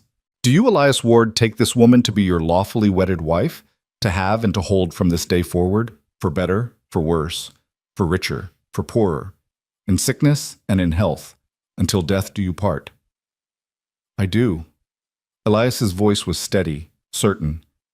"And do you, Nora Gray, take this man to be your lawfully wedded husband, to have and to hold from this day forward, for better, for worse, for richer, for poorer, in sickness and in health, until death do you part?"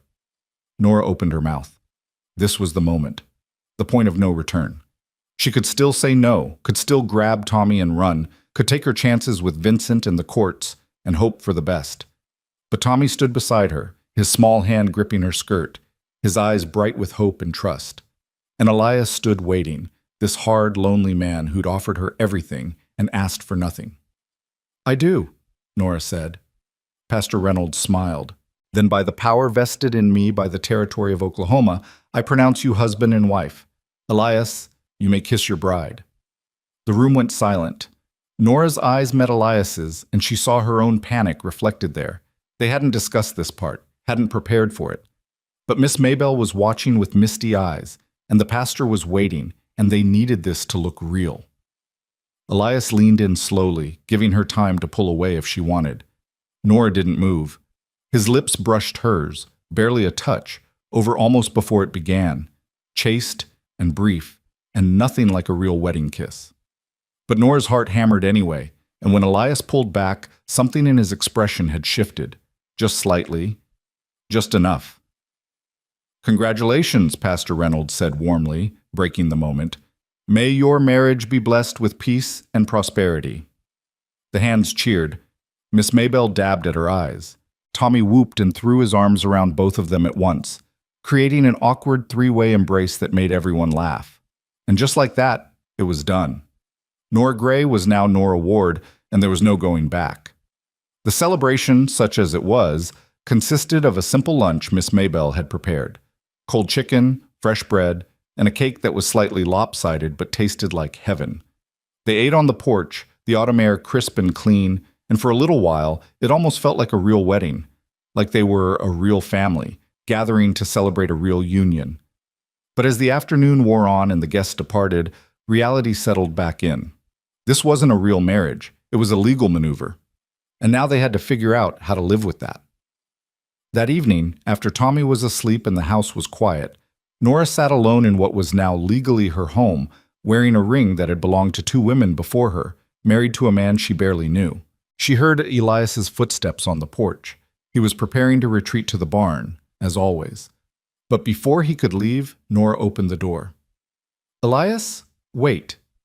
He turned, his expression wary. "Something wrong?" "No, I wanted to say that I'll try my best to make this work. To be a good wife, even if it's not a traditional marriage. You've given me and Tommy so much. I want you to know I won't take that for granted." Elias studied her for a long moment. Then, quietly, "I don't think you're broken, Nora, and I'd learn to love right if you let me." The words hung in the air, vulnerable and unexpected. Before Nora could respond, before she could process what he'd just admitted, a voice called out from the road, "Well, well, isn't this touching?" Vincent Gray rode into the yard, and he wasn't alone. Behind him were two men, one wearing a badge, the other in a suit that screamed lawyer. "Hope I'm not interrupting the happy couple," Vincent said with false cheer. "But I told you I'd be back. This is Marshal Cooper and Mr. Thornton, my attorney.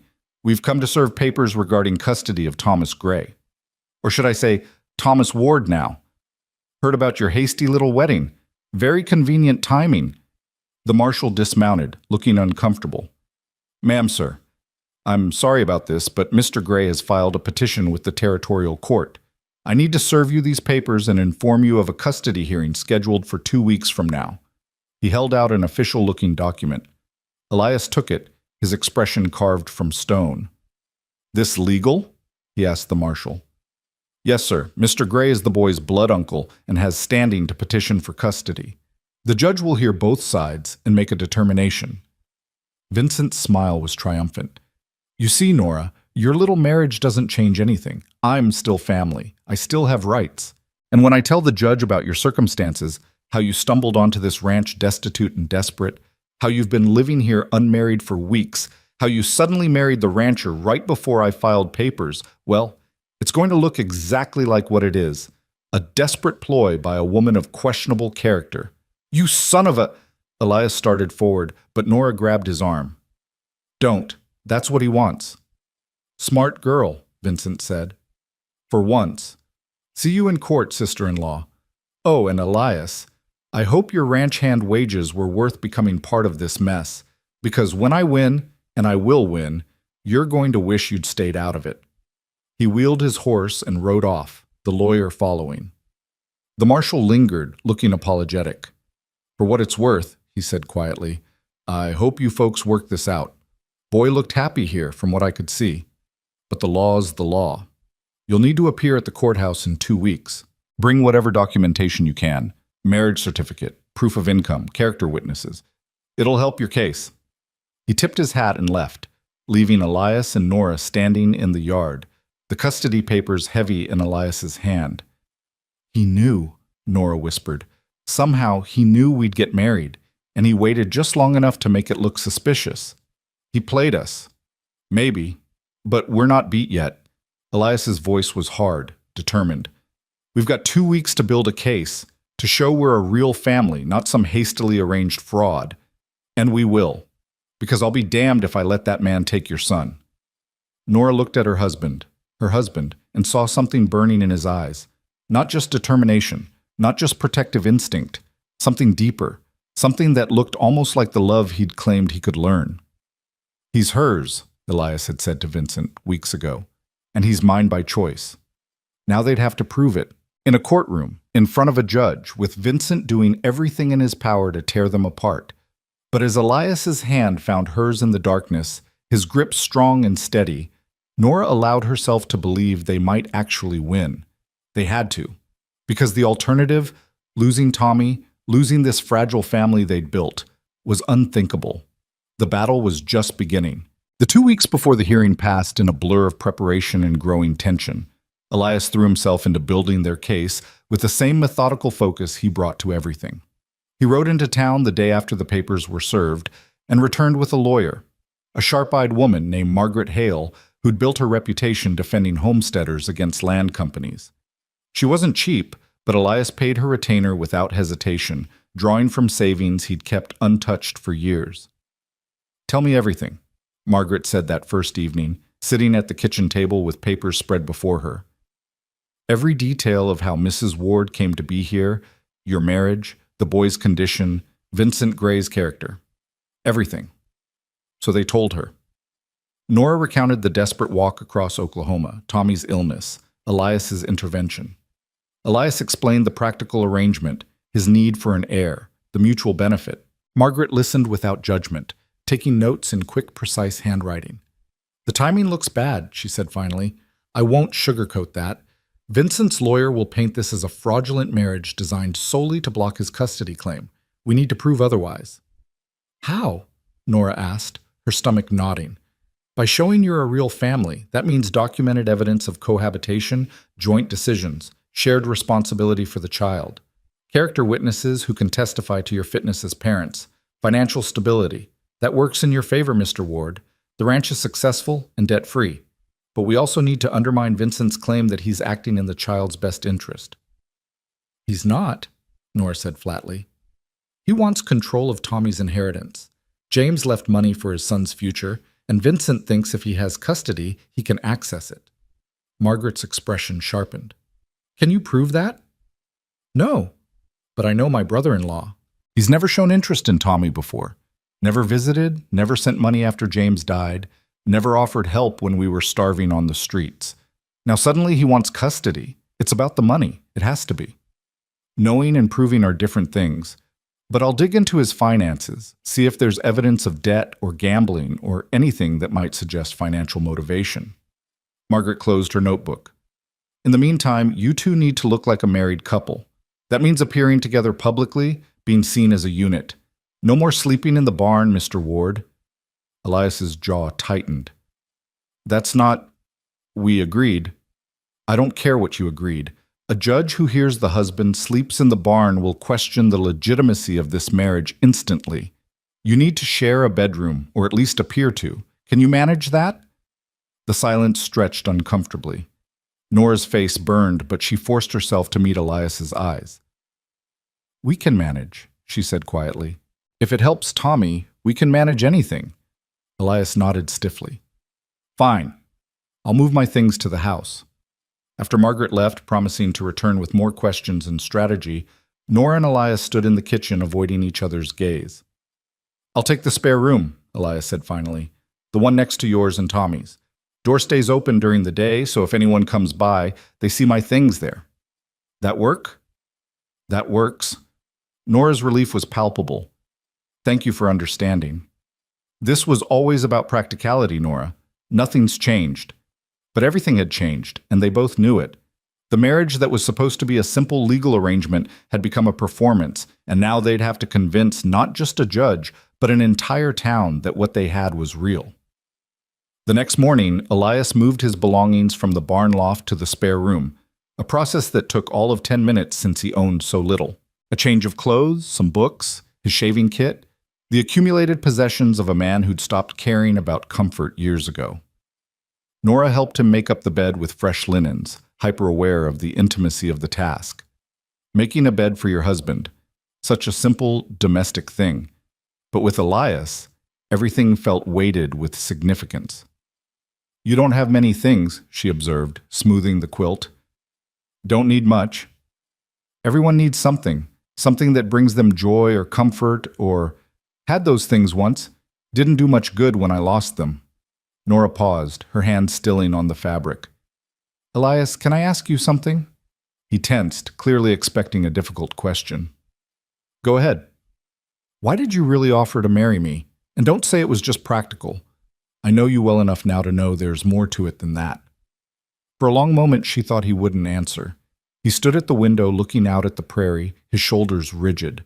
"You ever lose something so completely that you convince yourself you'll never want it again?" he said finally. "That wanting is just setting yourself up for more pain, so better not to want it all?" "Yes," Nora whispered, thinking of James, of the life they'd planned that ended in 3 days of fever and delirium. "That's where I've been for 5 years. Not wanting, not hoping, just existing." Elias turned to face her, and his expression was raw in a way she'd never seen. "Then you showed up with your boy. half dead and desperate, and something in me, something I thought was gone, woke up. Couldn't let you die, couldn't let you leave, couldn't stand the thought of you and Tommy out there alone with no protection. So I told myself it was practical, mutual benefit, an arrangement. But it wasn't, Nora said softly. No, it wasn't. His voice was rough. I care about you, both of you. Don't know when it happened or how, but I do.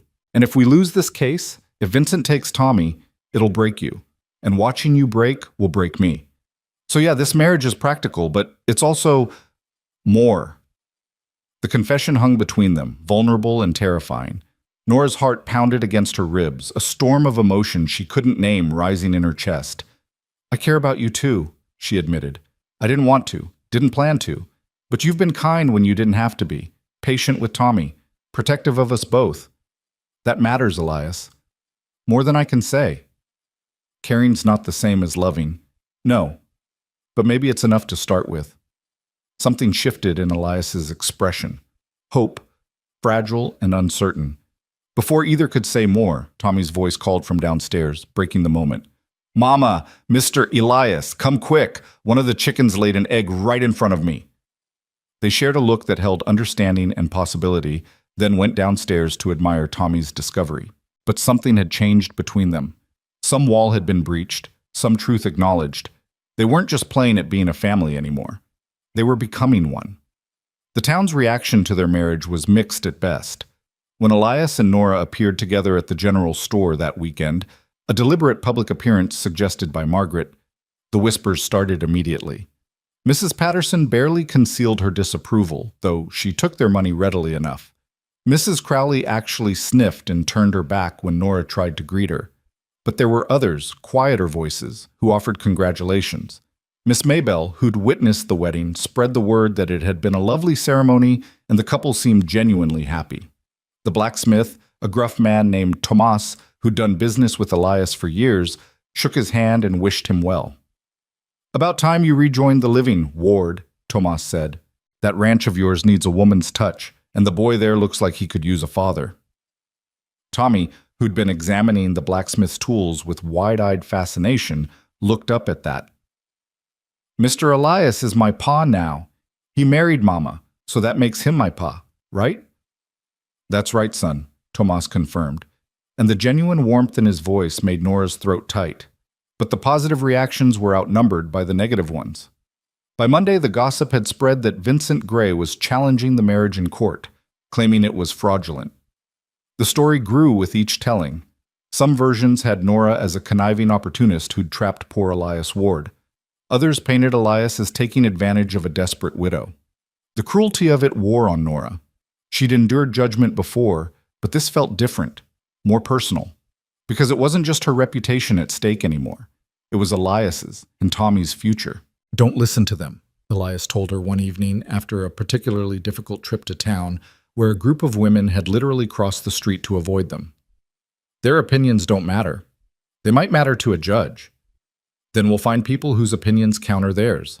Margaret's working on that. And she was. Over the next week, Margaret interviewed everyone who'd had contact with the Ward family. The ranch hands gave statements about Elias's character and Nora's work ethic. Miss Maybelle testified that she'd witnessed the wedding and believed it to be genuine.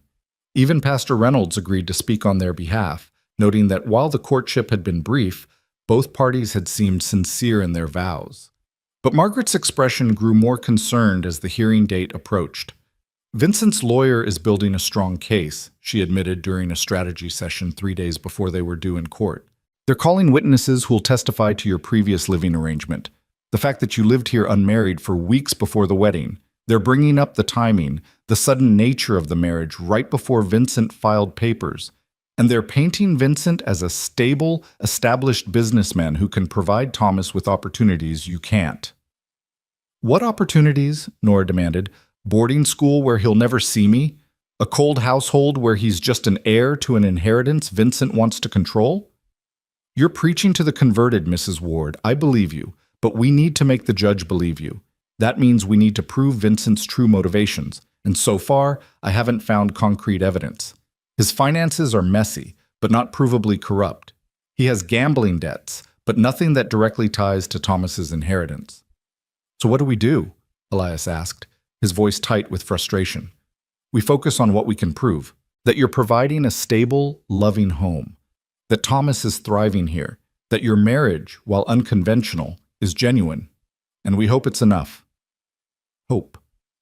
Such a fragile thing to pin everything on. That night, Nora couldn't sleep.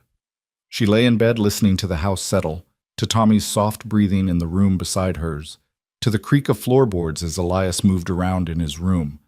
The walls between them felt simultaneously too thick and too thin. She must have finally dozed off because she woke to Tommy's scream. Nora bolted upright, her heart hammering. Tommy was sitting up in his small bed, crying, his face flushed with nightmare terror. "Baby, it's okay. Mama's here." "No, he's taking me away. Uncle Vincent is taking me, and you can't stop him, and I don't want to go, Mama. Please don't let him take me." "Shh, shh. You're safe. It was just a dream." Elias appeared in the doorway, hastily dressed, his face creased with concern. "What happened?" "Nightmare," Nora said, cradling Tommy against her chest. "About Vincent. About the hearing." Elias crossed the room in 3 strides and sat on the edge of the bed. Without hesitation, he reached out and placed a large hand on Tommy's small back. "Listen to me, son. Nobody's taking you anywhere. Not Vincent, not anyone. You're staying right here with your mama and with me. That's a promise. But what if the judge says I have to go?" Tommy's voice was muffled against Nora's shoulder. "What if he doesn't believe we're a real family?" "Then we'll make him believe it," Elias said firmly. "Because we are a real family. Maybe not the way most families start, but real all the same. You understand?" Tommy pulled back enough to look at Elias with red-rimmed eyes. "You really mean that? I'm really your son?" Something in Elias's expression cracked open. Nora watched, her breath caught, as this guarded man finally let down the last of his walls. "Yeah," Elias said, his voice rough. "You're really my son. Been thinking of you that way for a while now, even if I didn't say it out loud. And nobody, not Vincent, not a judge, not anyone, is going to change that. You're mine, and your mama's. Forever." "Forever, and then some?" Tommy asked, using a phrase he'd picked up from one of the ranch hands. "Forever, and then some," Elias confirmed. Tommy launched himself at Elias, wrapping small arms around his neck with the fierce grip only a frightened child can manage. Elias caught him, held him, and over Tommy's head, his eyes met Nora's. In that look, Nora saw everything they'd been dancing around for weeks. Not just care or affection or practical partnership. Love. Real, deep, impossible to deny love. For Tommy, certainly, but also, she dared to hope, for her. "Thank you," she mouthed silently. Elias nodded, his arms still wrapped around the boy who'd somehow become his son. They stayed like that until Tommy's breathing evened out in sleep. Elias carried him back to his small bed, tucking the covers around him with surprising gentleness. Then he and Nora stood together in the doorway, watching their son sleep. "He's terrified," Nora whispered. "He understands more than I thought." "Kids always do. But he'll be okay. We'll make sure of it."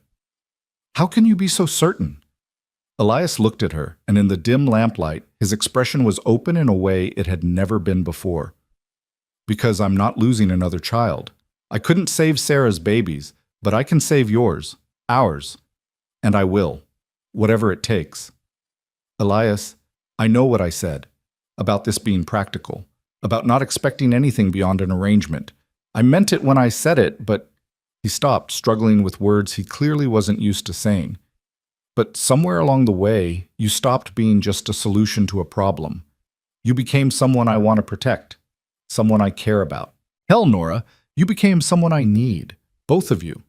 This family we've made, it's real to me, more real than anything's been in 5 years." Tears spilled down Nora's cheeks. "It's real to me too. I didn't want to admit it because I was afraid of caring again, afraid of losing again. But I can't pretend anymore. You're not just my husband on paper, Elias. You're—" She didn't get to finish because Elias kissed her. Not like the chaste brush at their wedding, but real and deep and full of all the things neither of them had been brave enough to say. Nora's hands came up to grip his shoulders, and she kissed him back with equal fervor, 5 years of grief and loneliness and fear dissolving into this moment of connection. When they finally pulled apart, both were breathing hard. "Well," Nora managed, "that was, yeah." "Does this mean—" "It means I love you," Elias said bluntly. "Don't know when it happened, but I do. Love you and Tommy both. And if that changes things between us, if that makes you uncomfortable, it doesn't." Nora's smile was tremulous but real. "Because I love you too. I think I have for a while now. I was just too scared to admit it." Elias pulled her close, tucking her head under his chin, and for the first time since James died, Nora felt truly safe. Not just physically protected, but emotionally anchored, like she'd finally found the place she was meant to be. "We'll win this case," Elias murmured into her hair. "We'll prove to that judge that we're a real family, and Vincent will lose, and Tommy will stay right here where he belongs. I promise you that." "Don't make promises you can't keep." "I keep my promises, Nora, always have. And I'm promising you this. I will not let anyone take our son." "Our son?"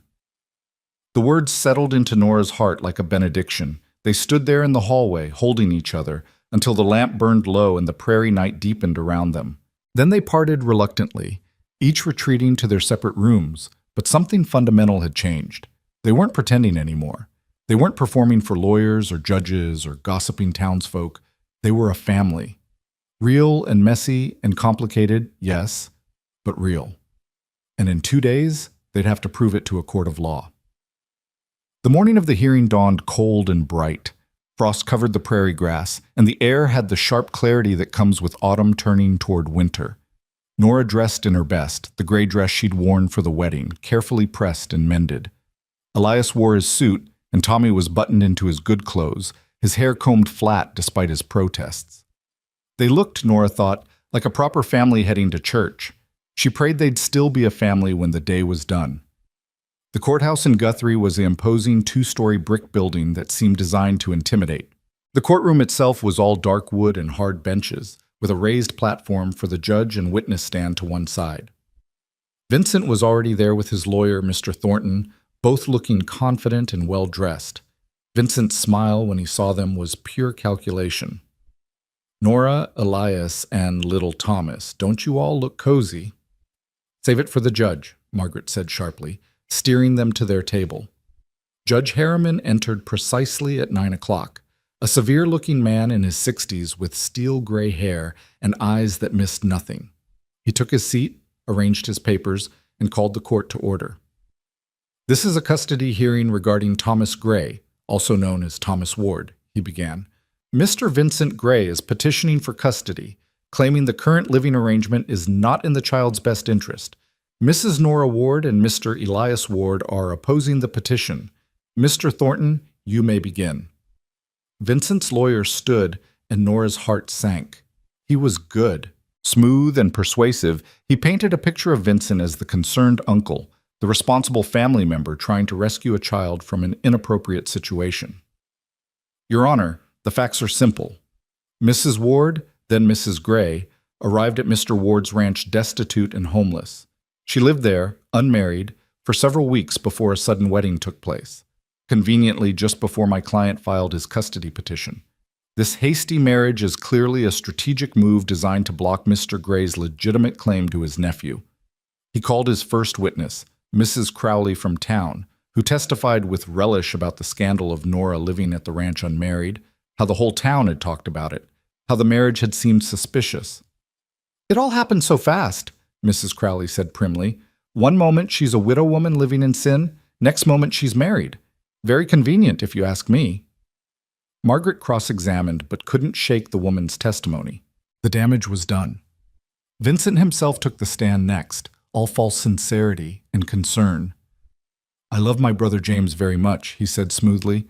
"When he died, I wanted to help Nora and Thomas, but she disappeared before I could. I've been searching for them for months. When I finally found them, I was horrified to discover my nephew living on a remote ranch with people he barely knew. I only want what's best for Thomas, a stable home, proper education, family who truly care about him. And you believe you can provide that? Thornton asked. Absolutely.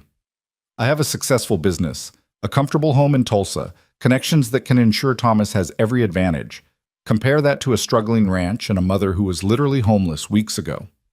Margaret's objection was sustained, but again, the words had landed. Then it was their turn. Margaret called Elias first. He took the stand stiffly, clearly uncomfortable, but his testimony was powerful in its honesty. Mrs. Gray, Mrs. Ward now, came to my ranch in desperate circumstances, he said. Her boy was sick, she was exhausted, and I helped them because it was the right thing to do. She worked for wages, same as any hand. The marriage came later, yes, but not because of Vincent Gray's threats. It came because... He paused, then looked directly at the judge. Because I fell in love with her, and with her son. They became my family. That's the truth of it. But the timing, Mr. Ward, Thornton pressed on cross-examination. You married Mrs. Gray just days before Mr. Gray filed his petition. Quite a coincidence. Not a coincidence, a necessity. Elias's voice was hard.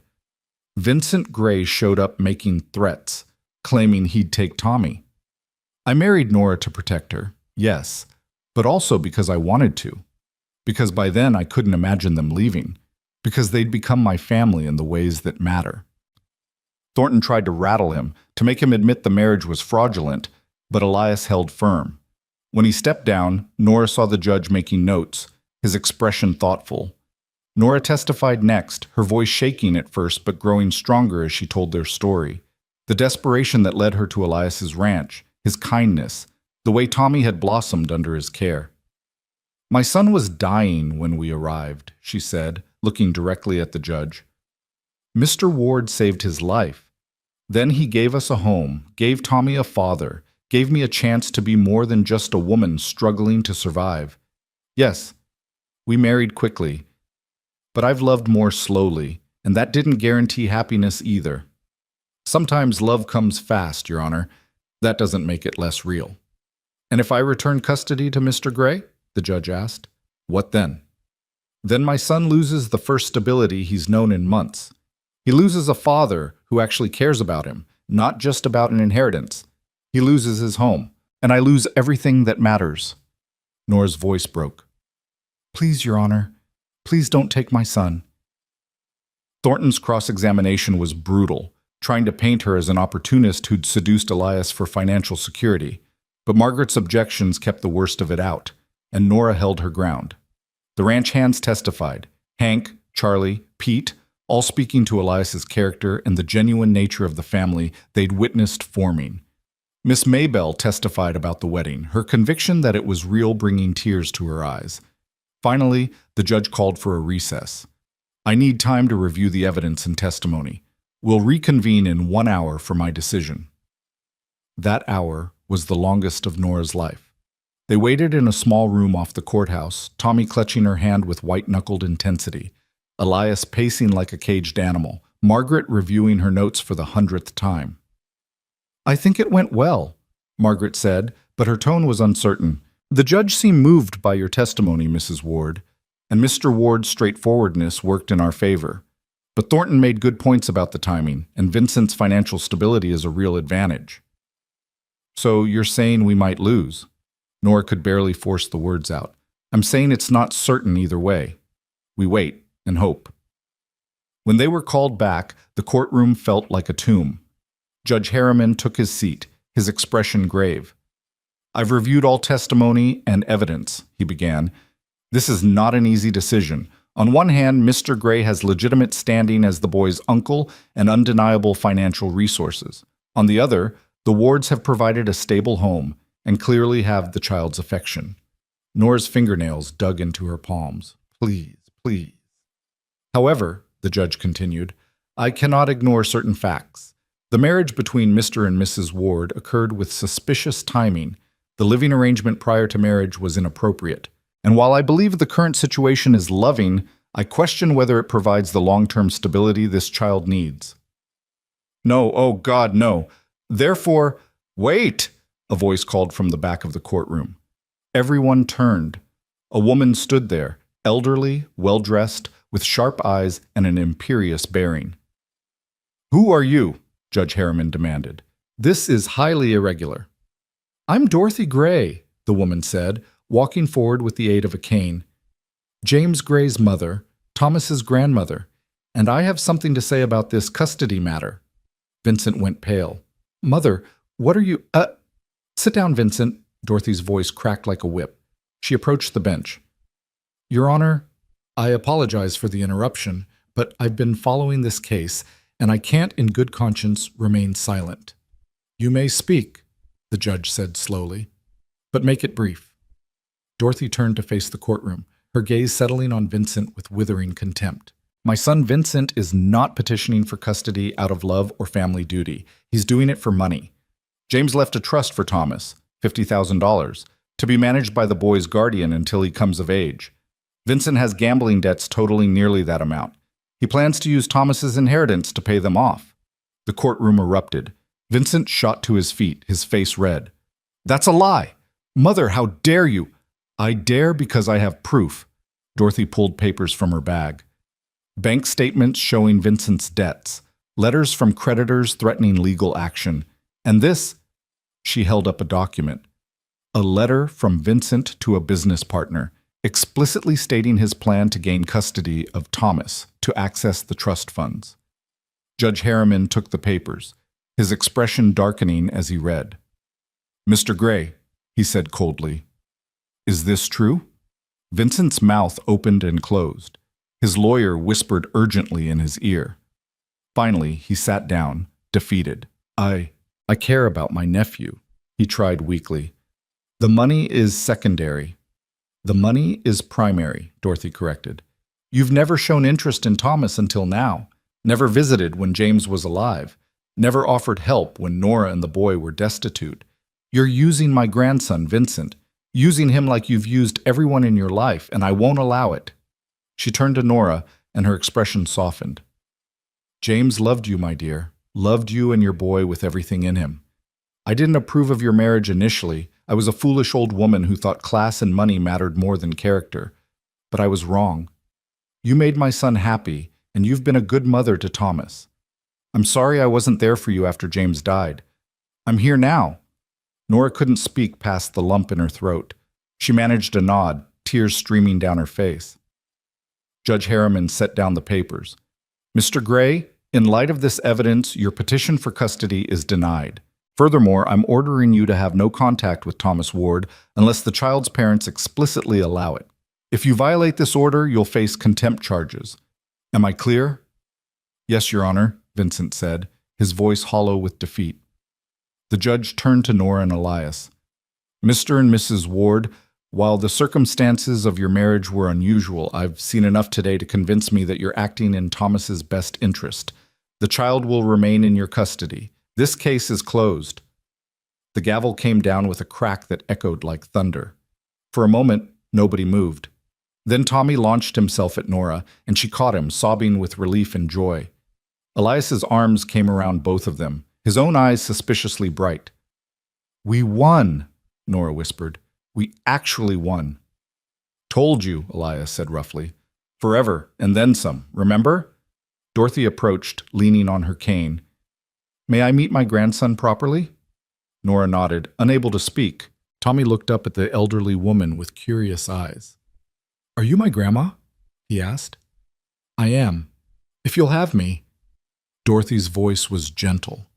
I know I wasn't there before, but I'd very much like to be part of your life now, if your parents agree.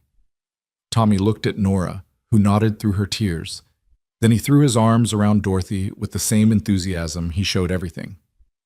I always wanted a grandma, he said simply. Vincent left the courthouse without a word, his lawyer hurrying after him.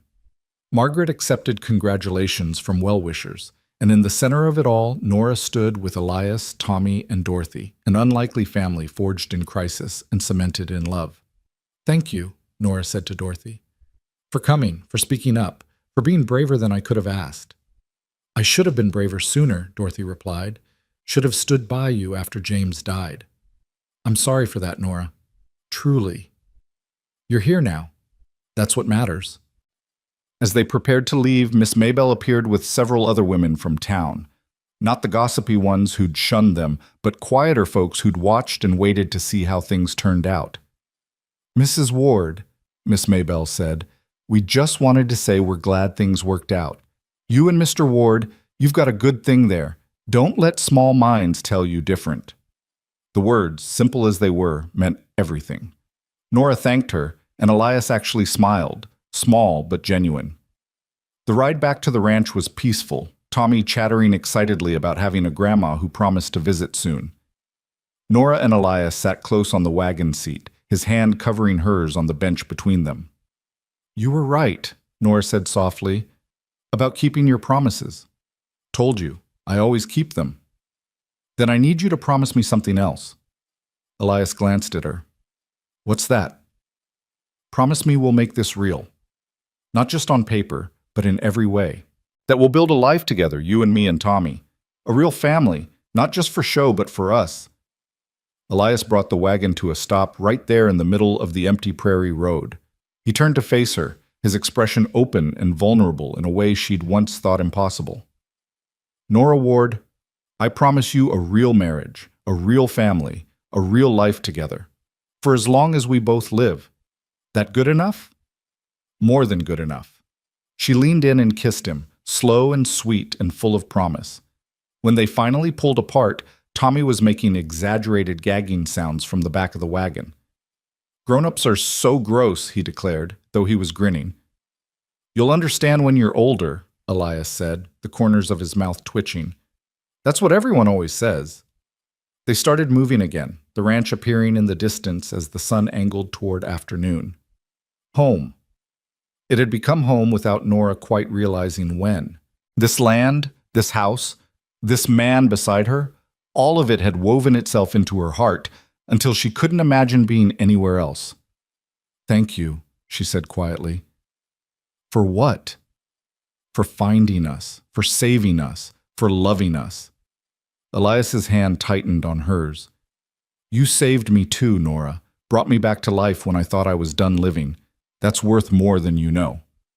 As they pulled into the ranch yard, the hands emerged from the barn. Hank, Pete, and Charlie, all grinning and calling congratulations. Miss Maybell had apparently ridden ahead to spread the word, and now the whole ranch was celebrating. Charlie had even made a cake, lopsided and slightly burnt but made with genuine affection. "Figured if we won, we'd need cake," he explained. "And if we lost, we'd need cake even more." They ate on the porch as the sun set, the autumn air crisp and clean, Tommy sitting in Elias's lap and chattering about everything and nothing. Dorothy had promised to visit in 2 weeks, and Tommy was already planning what he'd show her.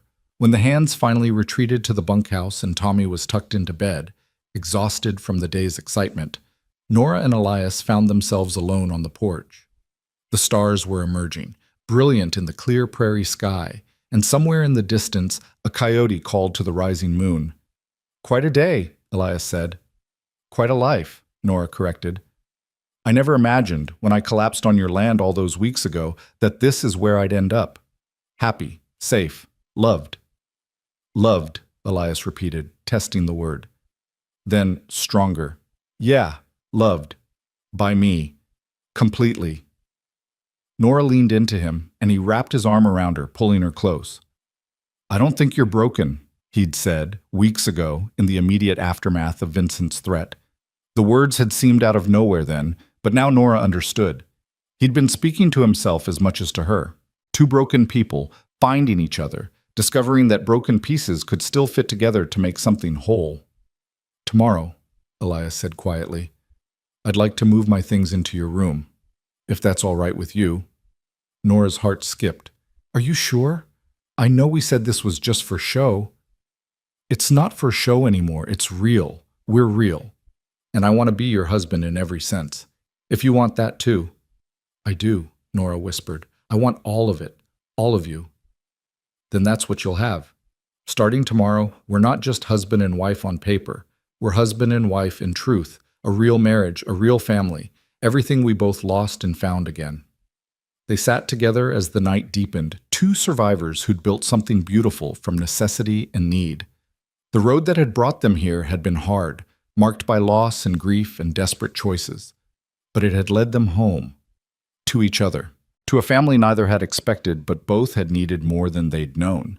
Inside, Tommy slept peacefully, secure in the knowledge that he was loved and safe, that his family was whole and would remain so, that he had a mother who'd fought for him, and a father who'd chosen him, and a grandmother who'd finally found the courage to do right. And on the porch, Nora and Elias Ward held each other under the vast prairie sky, two hearts that had been empty, finally full, ready to face whatever came next. Together. Forever. And then some. The morning after their victory in court, Nora woke to find Elias's side of the bed already empty and cool to the touch. True to his word, he'd moved his belongings into her room the previous evening after they'd said goodnight to Tommy. There had been an awkwardness to it, this crossing of a threshold they'd both been dancing around, but also a rightness. When they'd finally lain down together in the darkness, Elias had pulled her close, and Nora had fallen asleep with her head on his chest, listening to the steady rhythm of his heartbeat. Now, in the gray pre-dawn light, she found him at the kitchen table with a cup of coffee, staring out the window at the awakening prairie. He looked peaceful in a way she'd never seen him. Shoulders relaxed, the constant tension he carried finally eased. "Couldn't sleep?" she asked softly. He turned, and his smile was small but genuine. "Slept better than I have in 5 years, actually.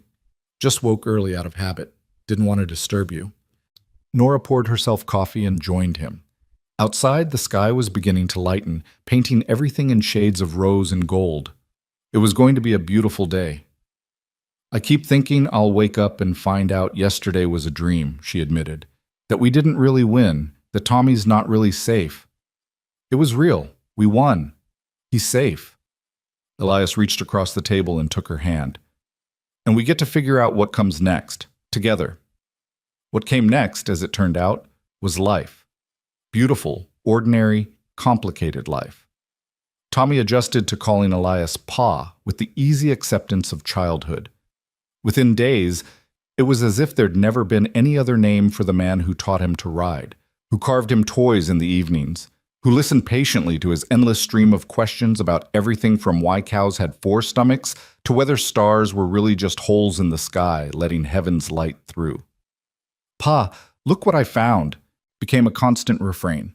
Tommy dragging Elias over to examine interesting rocks, unusual bugs, a bird's nest that had fallen from a tree. And Elias, who'd spent 5 years speaking as little as possible, found himself explaining the world to a curious 4-year-old with something approaching joy. Nora watched these interactions with a fullness in her chest that sometimes made it hard to breathe. This was what she'd wanted for Tommy, a father who was present, engaged, loving. She'd never imagined finding it in a silent rancher who'd been more ghost than man when they first met. The ranch hands noticed the change too. Hank cornered Nora one afternoon while she was hanging laundry. "Don't know what you did to the boss, ma'am, but he's a different man. Smiled yesterday. Actually smiled, not just that thing he does with his mouth when he's being polite. Haven't seen that since Miss Sarah was alive." "I think we saved each other," Nora said simply. "He gave us a home, and we gave him a reason to live in it. Well, whatever it is, keep doing it. Place feels alive again." The town's attitude shifted gradually, like ice melting under a reluctant spring sun. Mrs. Crowley and her ilk still sniffed disapprovingly when Nora passed, but they were outnumbered now by people who'd heard about the court case, who'd seen Vincent Gray exposed as the manipulative fortune hunter he was, who'd witnessed Dorothy Gray publicly embrace her daughter-in-law and grandson. Miss Maybelle became a regular visitor, bringing fresh eggs and gossip in equal measure. She'd taken to Tommy immediately, and the boy had adopted her as a sort of honorary aunt. Other women began following her lead, tentatively at first, then with growing warmth. An invitation to a quilting bee, a friendly wave at church, small gestures that added up to acceptance. "You're one of us now," Miss Maybelle said one afternoon over tea. "A proper rancher's wife. The old biddies can fuss all they want, but facts are facts. You and Elias have something real, and folks can see it." Nora thought about that conversation later, alone in the kitchen while preparing dinner. Something real. Yes, that's exactly what they had. It had started as a transaction, evolved into a strategy, and somehow transformed into genuine partnership, into love. The physical aspect of their marriage had unfolded gradually, naturally, like everything else between them. That first night sharing a bed, they'd simply held each other. The second night, Elias had kissed her goodnight, soft and sweet and full of restrained want. By the end of the first week, the restraint had burned away, replaced by passionate need and tender discovery. Elias was a careful lover, attentive and patient, always making sure Nora was comfortable and willing. There was a vulnerability to him in those intimate moments, a dropping of the walls he kept up for the rest of the world. Sometimes afterward, he'd trace patterns on her skin and talk about Sarah, about the guilt he'd carried for not being able to save her, about how loving Nora felt like both betrayal and redemption. "She'd want you to be happy," Nora would tell him, "to live, not just survive." "I know, doesn't make it less complicated." Love is always complicated, but that doesn't make it wrong. 2 weeks after the hearing, Dorothy Gray arrived for her promised visit. She came in a hired carriage loaded with gifts, toys for Tommy, books for the house, practical items like new linens and kitchen equipment. But more valuable than any material gift was her presence itself, the bridge she was building to the grandson she'd neglected. Tommy took to her immediately, charmed by this grandmother who listened to his stories with genuine interest and didn't talk down to him. Dorothy, for her part, seemed determined to make up for lost time. "He has James's eyes," she said to Nora one evening while Tommy was showing Elias a trick he'd learned with his wooden horse, "and his father's gentle nature. You've done well with him, Nora, despite everything." "I had help," Nora replied, nodding toward Elias. Dorothy followed her gaze. "Yes, Mr. Ward is quite something, isn't he? Not what I would have chosen for you, perhaps, but exactly what you needed. Sometimes life works out better than our careful plans." "I'm learning that." Dorothy stayed for a week, and by the time she left, she'd extracted promises of regular visits and letters. She'd also quietly handed Nora papers related to Tommy's trust fund, properly administered now, safe from Vincent's grasping hands. "James wanted this for his son's education and future," Dorothy explained. "It'll be there when Thomas needs it. In the meantime, I've arranged for a small monthly allowance to help with expenses. Not charity," she added quickly when Nora started to protest. "Investment in my grandson's well-being. Please accept it." Nora did, touched by the gesture and the implicit acknowledgement that while Elias could provide for them, every little bit helped a growing family. As autumn deepened into winter, the ranch settled into new rhythms. Morning chores done together, Tommy helping, with enthusiasm, if not efficiency. Midday meals with the hands, the kitchen filled with warmth and conversation. Evenings in the parlor, Elias working on ranch accounts while Nora mended or read, Tommy playing on the floor until he fell asleep and had to be carried to bed. These were the moments Nora treasured most, the quiet, ordinary ones that made up a life. Nothing dramatic or exciting, just the steady accumulation of days lived together. Shared glances across the dinner table, Elias's hand finding hers while they sat on the porch, Tommy's laughter echoing through the house. But not everything was peaceful. Winter brought its own challenges. In late November, a storm rolled in with unexpected fury, bringing snow and wind that howled like demons around the house. The cattle had to be moved to shelter, the horses secured in the barn.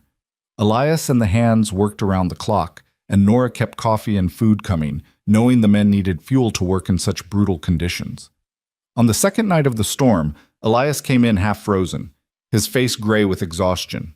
Nora had hot water ready, strong coffee, a plate of stew that he ate mechanically while she removed his boots. "Lost 3 head," he said flatly.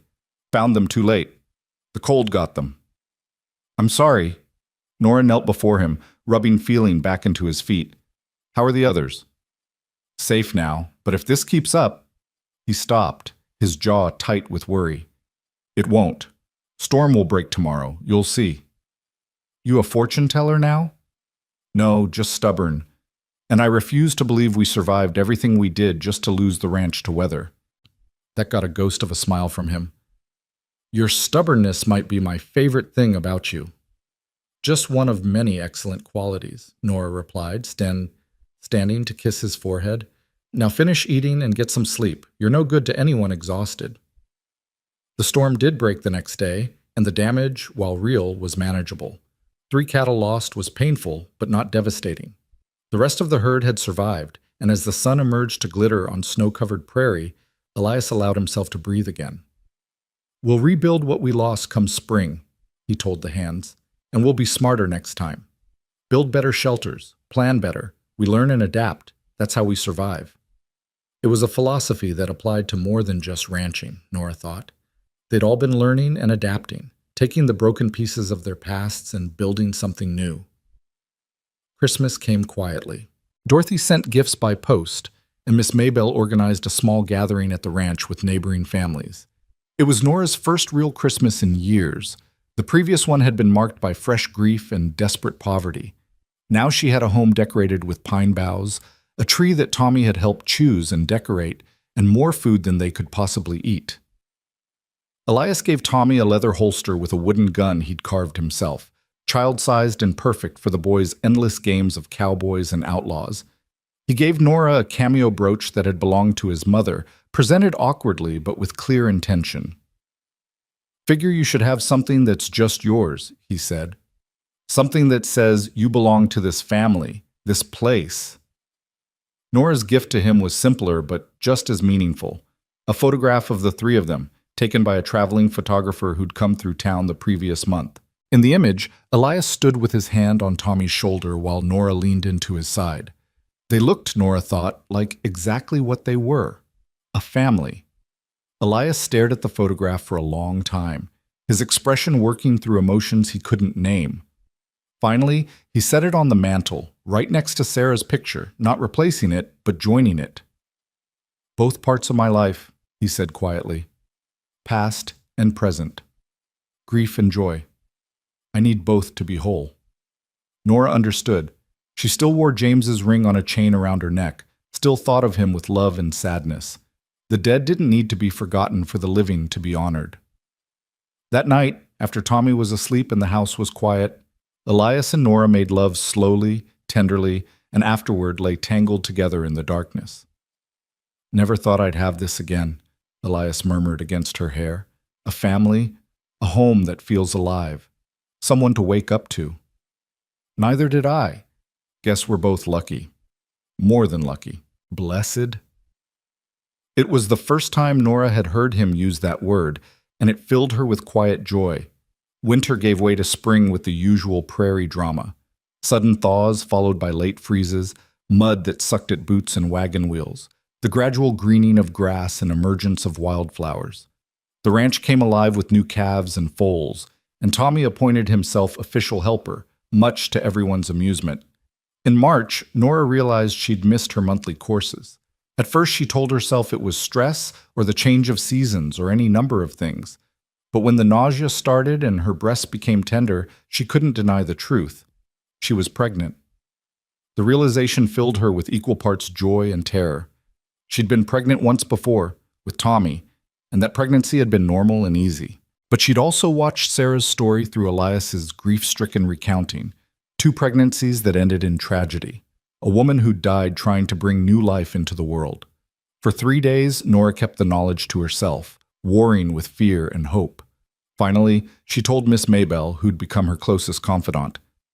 "Oh, honey, that's wonderful news," Miss Maybelle exclaimed, then saw Nora's expression. "Unless it's not? Are you not happy?" "I'm terrified," Nora admitted. "What if something goes wrong? What if I can't carry to term? Or if the birth goes badly? Or Elias lost everything the last time. I can't do that to him again." "Now you listen to me." Miss Maybelle took Nora's hands firmly. "You're not Sarah.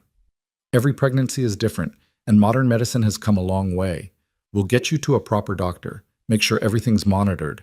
But you can't live in fear of what might happen. You'll drive yourself mad." "I know. I need to tell Elias, and I don't know how. How do I tell him I'm carrying his child when the last time—" "You tell him straight. Give him credit for being strong enough to handle it. That man has been through hell and come out the other side. He can handle joy too, even if it comes with fear attached."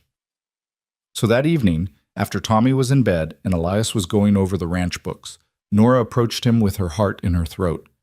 "Elias, I need to tell you something." He looked up, immediately alert to the seriousness in her tone. "What's wrong?" "Nothing's wrong. At least, I hope it's not wrong. She took a breath. I'm pregnant. About 2 months along, I think. The color drained from Elias's face. For a long moment, he just stared at her, and Nora's heart sank. This was what she'd feared, that the news would bring back all his trauma, all his loss. Then he stood, crossed to her, and pulled her into his arms with desperate intensity. You're pregnant, he repeated, his voice muffled against her hair. We're going to have a baby. Yes. Are you... Is this okay? I know after what happened with Sarah. Don't! Elias pulled back enough to cup her face in his hands.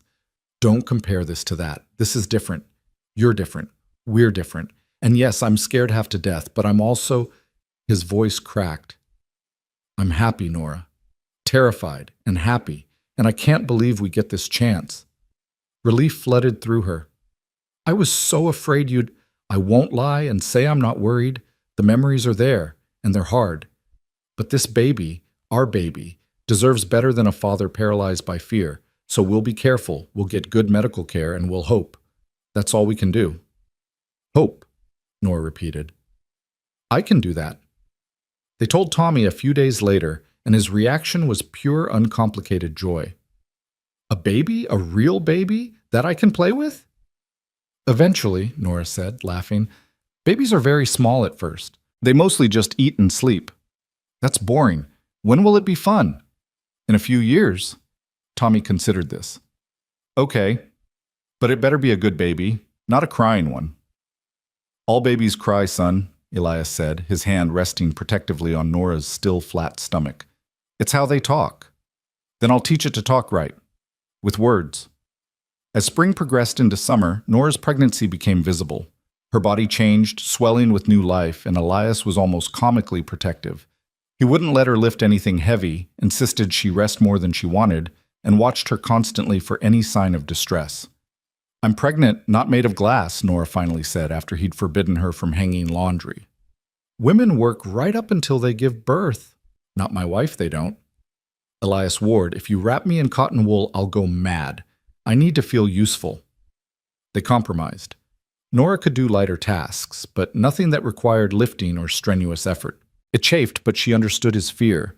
And honestly, as her belly grew larger and her energy waned, she appreciated not having to do everything she'd done before. Dorothy visited twice during the pregnancy, fussing over Nora and making lists of everything the baby would need. She'd arranged for a proper doctor from Guthrie to attend the birth, paying his fee without being asked. My grandchild will have the best care available, she said firmly. I've already lost too much. I won't risk losing more. The baby arrived on October evening, just as the prairie was settling into autumn's golden light.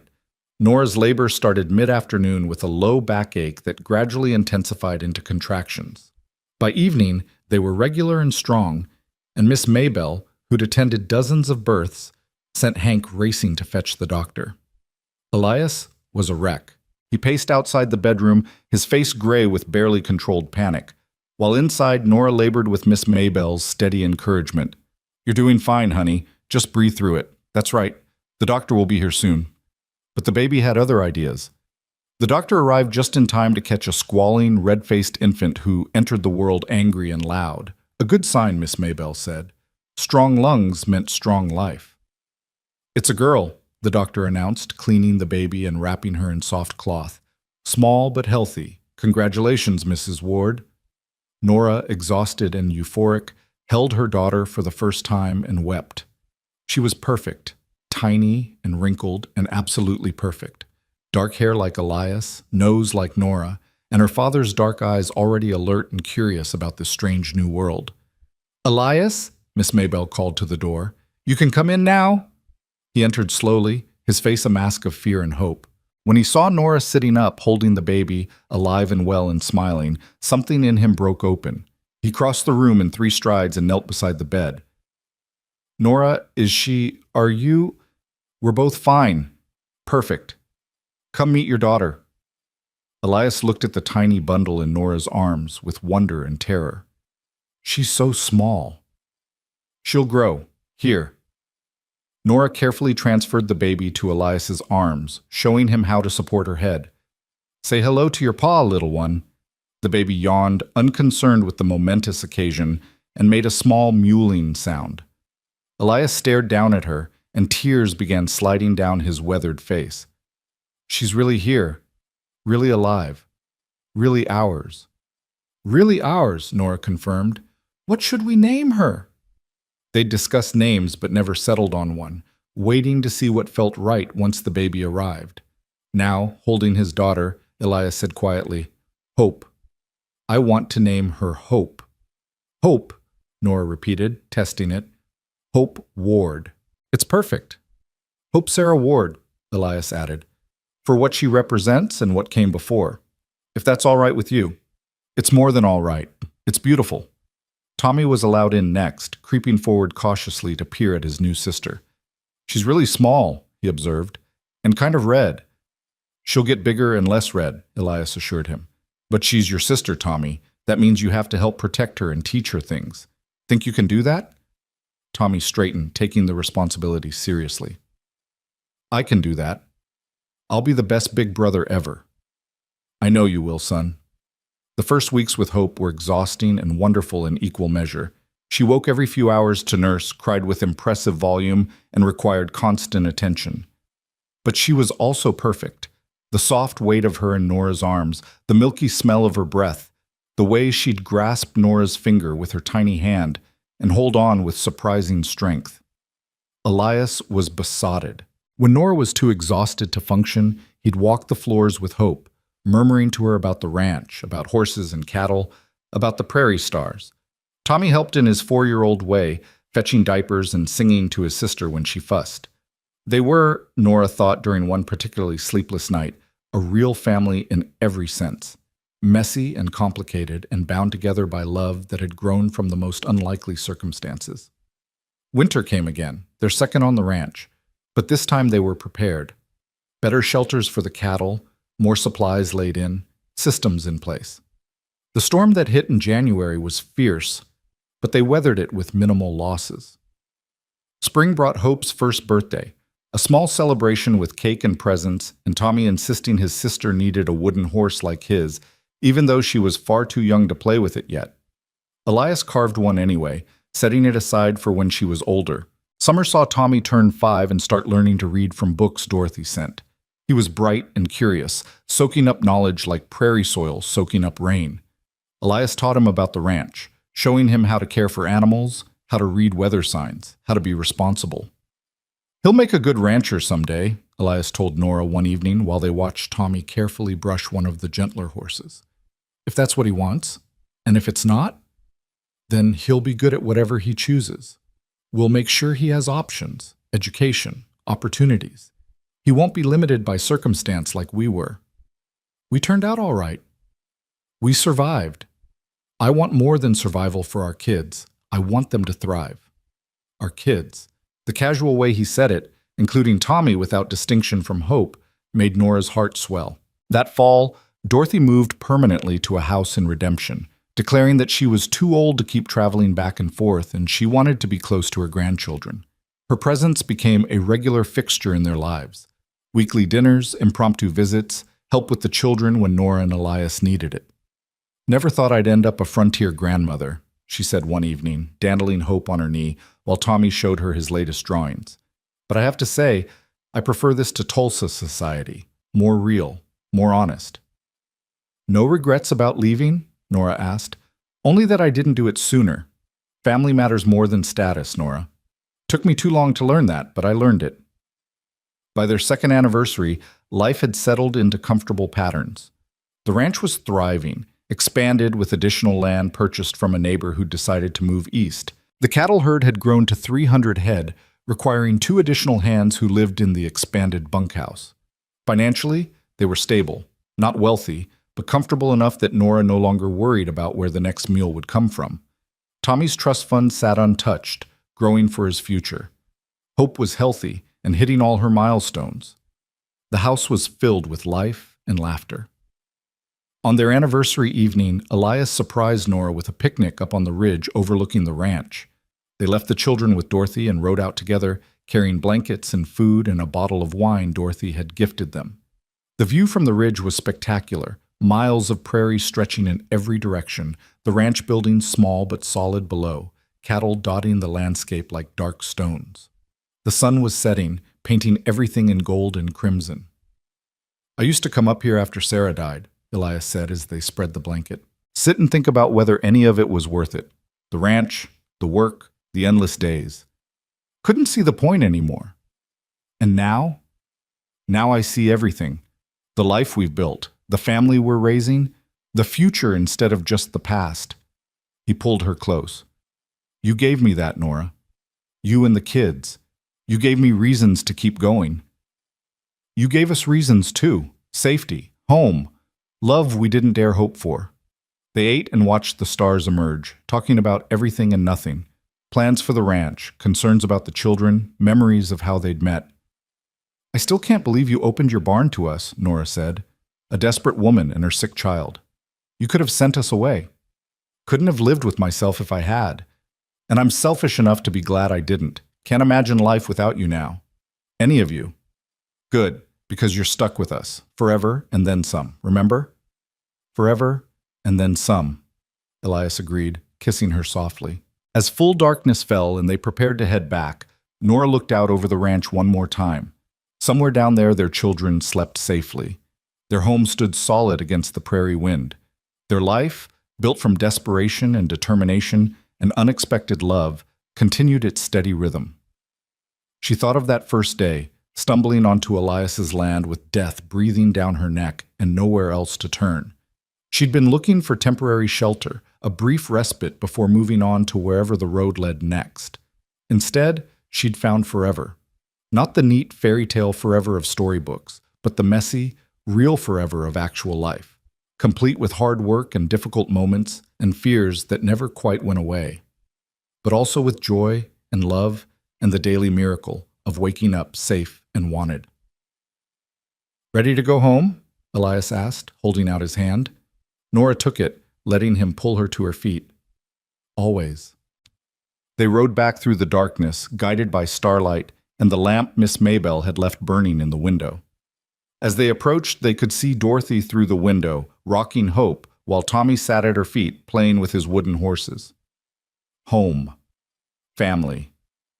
Everything Nora had lost and found again in the most unexpected way. "Thank you," she said to Elias as they dismounted. "For what?" "For being brave enough to open your door. For caring enough to let us stay. For loving us enough to make us yours. Nora Ward, I'm the one who should be thanking you. You brought light back into a house that had been dark for too long. You and Tommy and Hope. You're my second chance. My redemption." "Then we saved each other," Nora said simply.